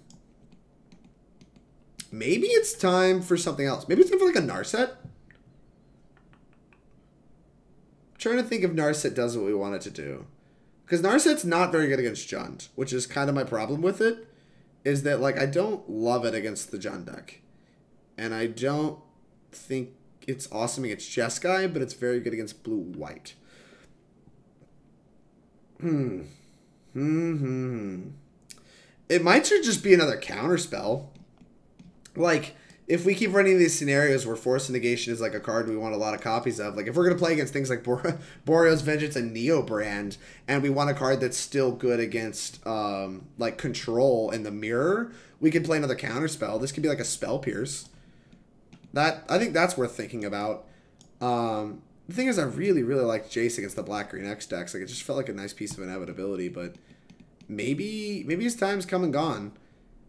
It could also be like a Ral Ral, is it Viceroy? Where you could just like play it against Eldrazi and it functions as another Beacon Bolt while still being good in all these other matchups. But like, Ral is 1 billion mana. So I'm not in love with that either. It's hard to figure out where I want this card to fit in. I think I want something more mana efficient because between Aria, Blood Moon, Anger, like all my cards are like in my sideboard are just like kind of clunky. And I wouldn't mind some, like, mana-efficient stuff. So, like, I need to put more thought into this Jace slot. But I really, like, we only brought it in against blue-white. I don't even think black-green is all that popular. I think it could reasonably be a Narset, but even that's still a little higher on the mana curve than what I'm looking for. Is, like, a Search for Azcanta insanity? Like, what if I played a Search for Azcanta? Like, that uses the graveyard, which is, like, kind of insane. But, like, it does help me hit my land drops. It's good in both the grindy matchups and like pretty hard to interact with. It's a proactive 2-drop that impacts the board. And like even it's not dead under Rest in Peace, kind of like Ascension can be. Is like if I get Rest in Peace, it's still just like this Surveil 1 engine every turn. Azcanta's bad, don't do that. What makes you say Azcanta's bad? Why is it bad? Feels like it might be fine. I don't know if it's insane, but it feels like it might be fine. The decks it's good against are built to beat it. Too much mana to activate. I mean, I don't know. Like, I want my thing to be more resilient, especially with Magmatic Sinkhole. Maybe that's the answer. That might be a good answer. It's good against Eldrazi. It's good in the Mirror. It's like reasonable to bring in some of the other matchups, especially like Black-Green X. This slot could be a Magmatic Sinkhole. That could be good. It's like can be mana efficient. The thing is, once again, still kind of relies on the graveyard. So like bringing it in after a board kind of makes me feel like a forehead. But like being an answer to Planeswalkers is really attractive against the blue-white deck. Being able to kill Tarmogoyfs is really attractive against the Jund decks. Being able to be good against Eldrazi in the Mirror is something that I kind of want out of for the flexibility of the card. It makes us have a lot of red cards on our sideboard, and like maybe makes our Force of Negations a little worse. But I don't even think that's insanity, right? The value slot could be a Dreadhorde Arcanist. Okay, no, now I like that idea, actually. Dreadhorde Arcanist isn't bad, because Dreadhorde Arcanist dies the Bolt, but a lot of decks board out Bolt against Phoenix because they're pretty freaking heinous against the rest of the deck. So if you have, like, one Dreadhorde Arcanist... The thing is, it still uses the graveyard, but, like... And against blue-white, it gets very easily pathed. But, like... In the Mirror... After board, when there's no bolts in the deck, there's still Flame Slashes and Magmatic Sinkholes in the deck, but it's a 2-drop, right? Like that's pretty good. It fights Ascension for the graveyard a little bit, and that so like makes Ascension notably worse. But like if you have both, you're probably winning the game. So maybe Arcanist is worth trying. I think that's a good point, actually, Zach. Arcanist is pretty nice.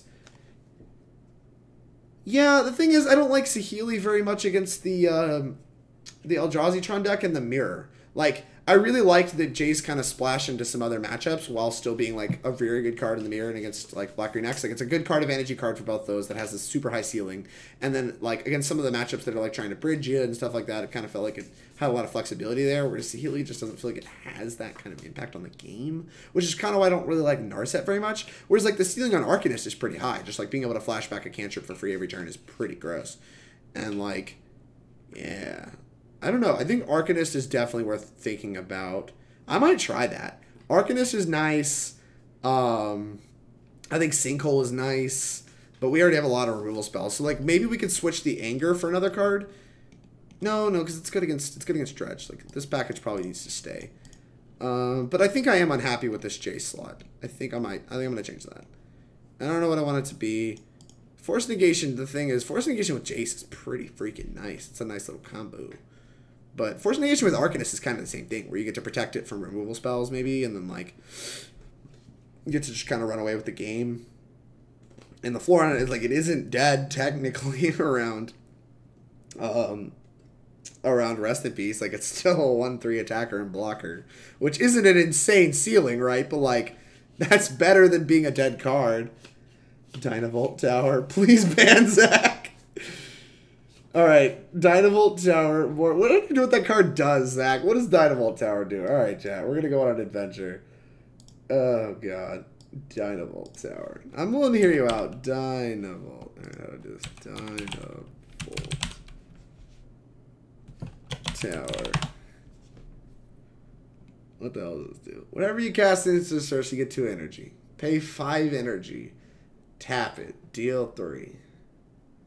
How is this better than Aria? That's my qualm with this card. Is this feels far worse than an Aria of Flame. Like, I'd rather just play a 3rd Aria, right? It can kill creatures? What creatures in the matchups I've listed that die to Lightning Bolt, you know, am I trying to kill? Ral's better than Jace in Blue Moon 100%. I've loved to go to Sinkhole. It teams up with Bolt to do 6. Right, but I'm cutting Bolt in the mirror.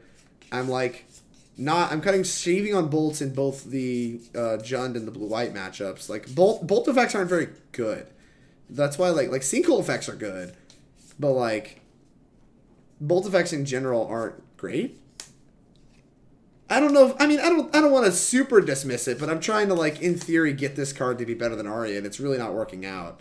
Because, like, Aria, the ceiling is much higher than with Dynavolt Tower, where you just have to do so much work for so little value. Like, and it's the fact it's the same mana cost. Like, if Dynavolt Tower costs 2 mana, we could start talking. Because, like, I can slip it under counterspells in the blue-white matchup. I can maybe slip it under Spell Pierce in the mirror. Like, it just, like, matters a little bit more when you can, like, get that really, like, edge on mana. But the fact it's 3 mana, like, it's just, come on.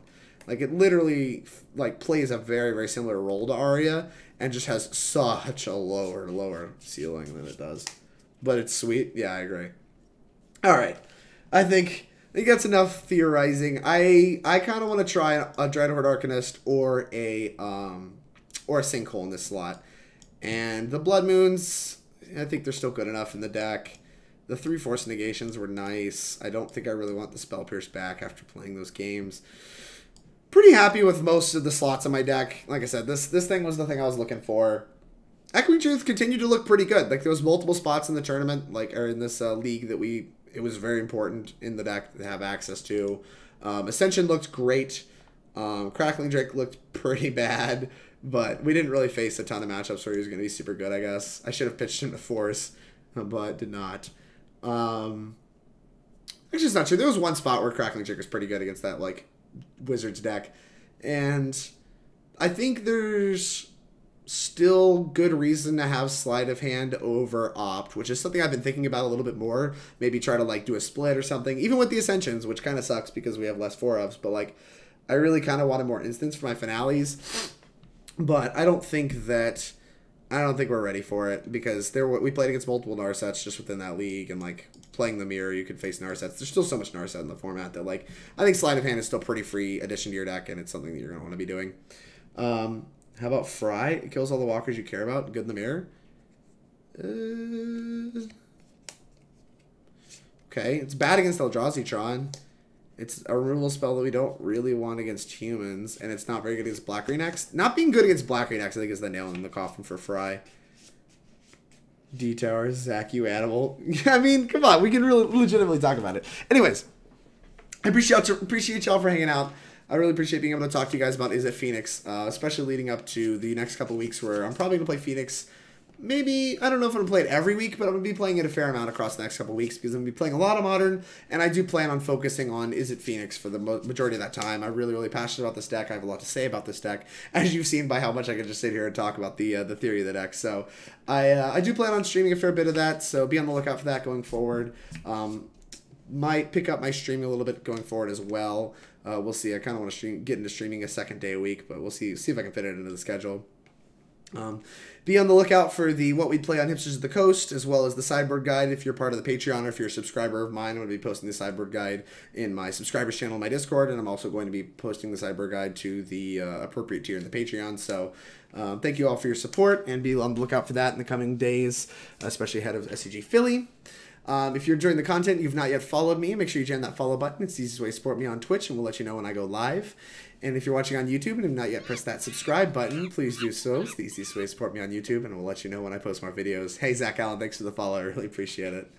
Yeah, we're going to play some Espermentor here in a second. Espermentor's up next, but we gotta do some plugging first.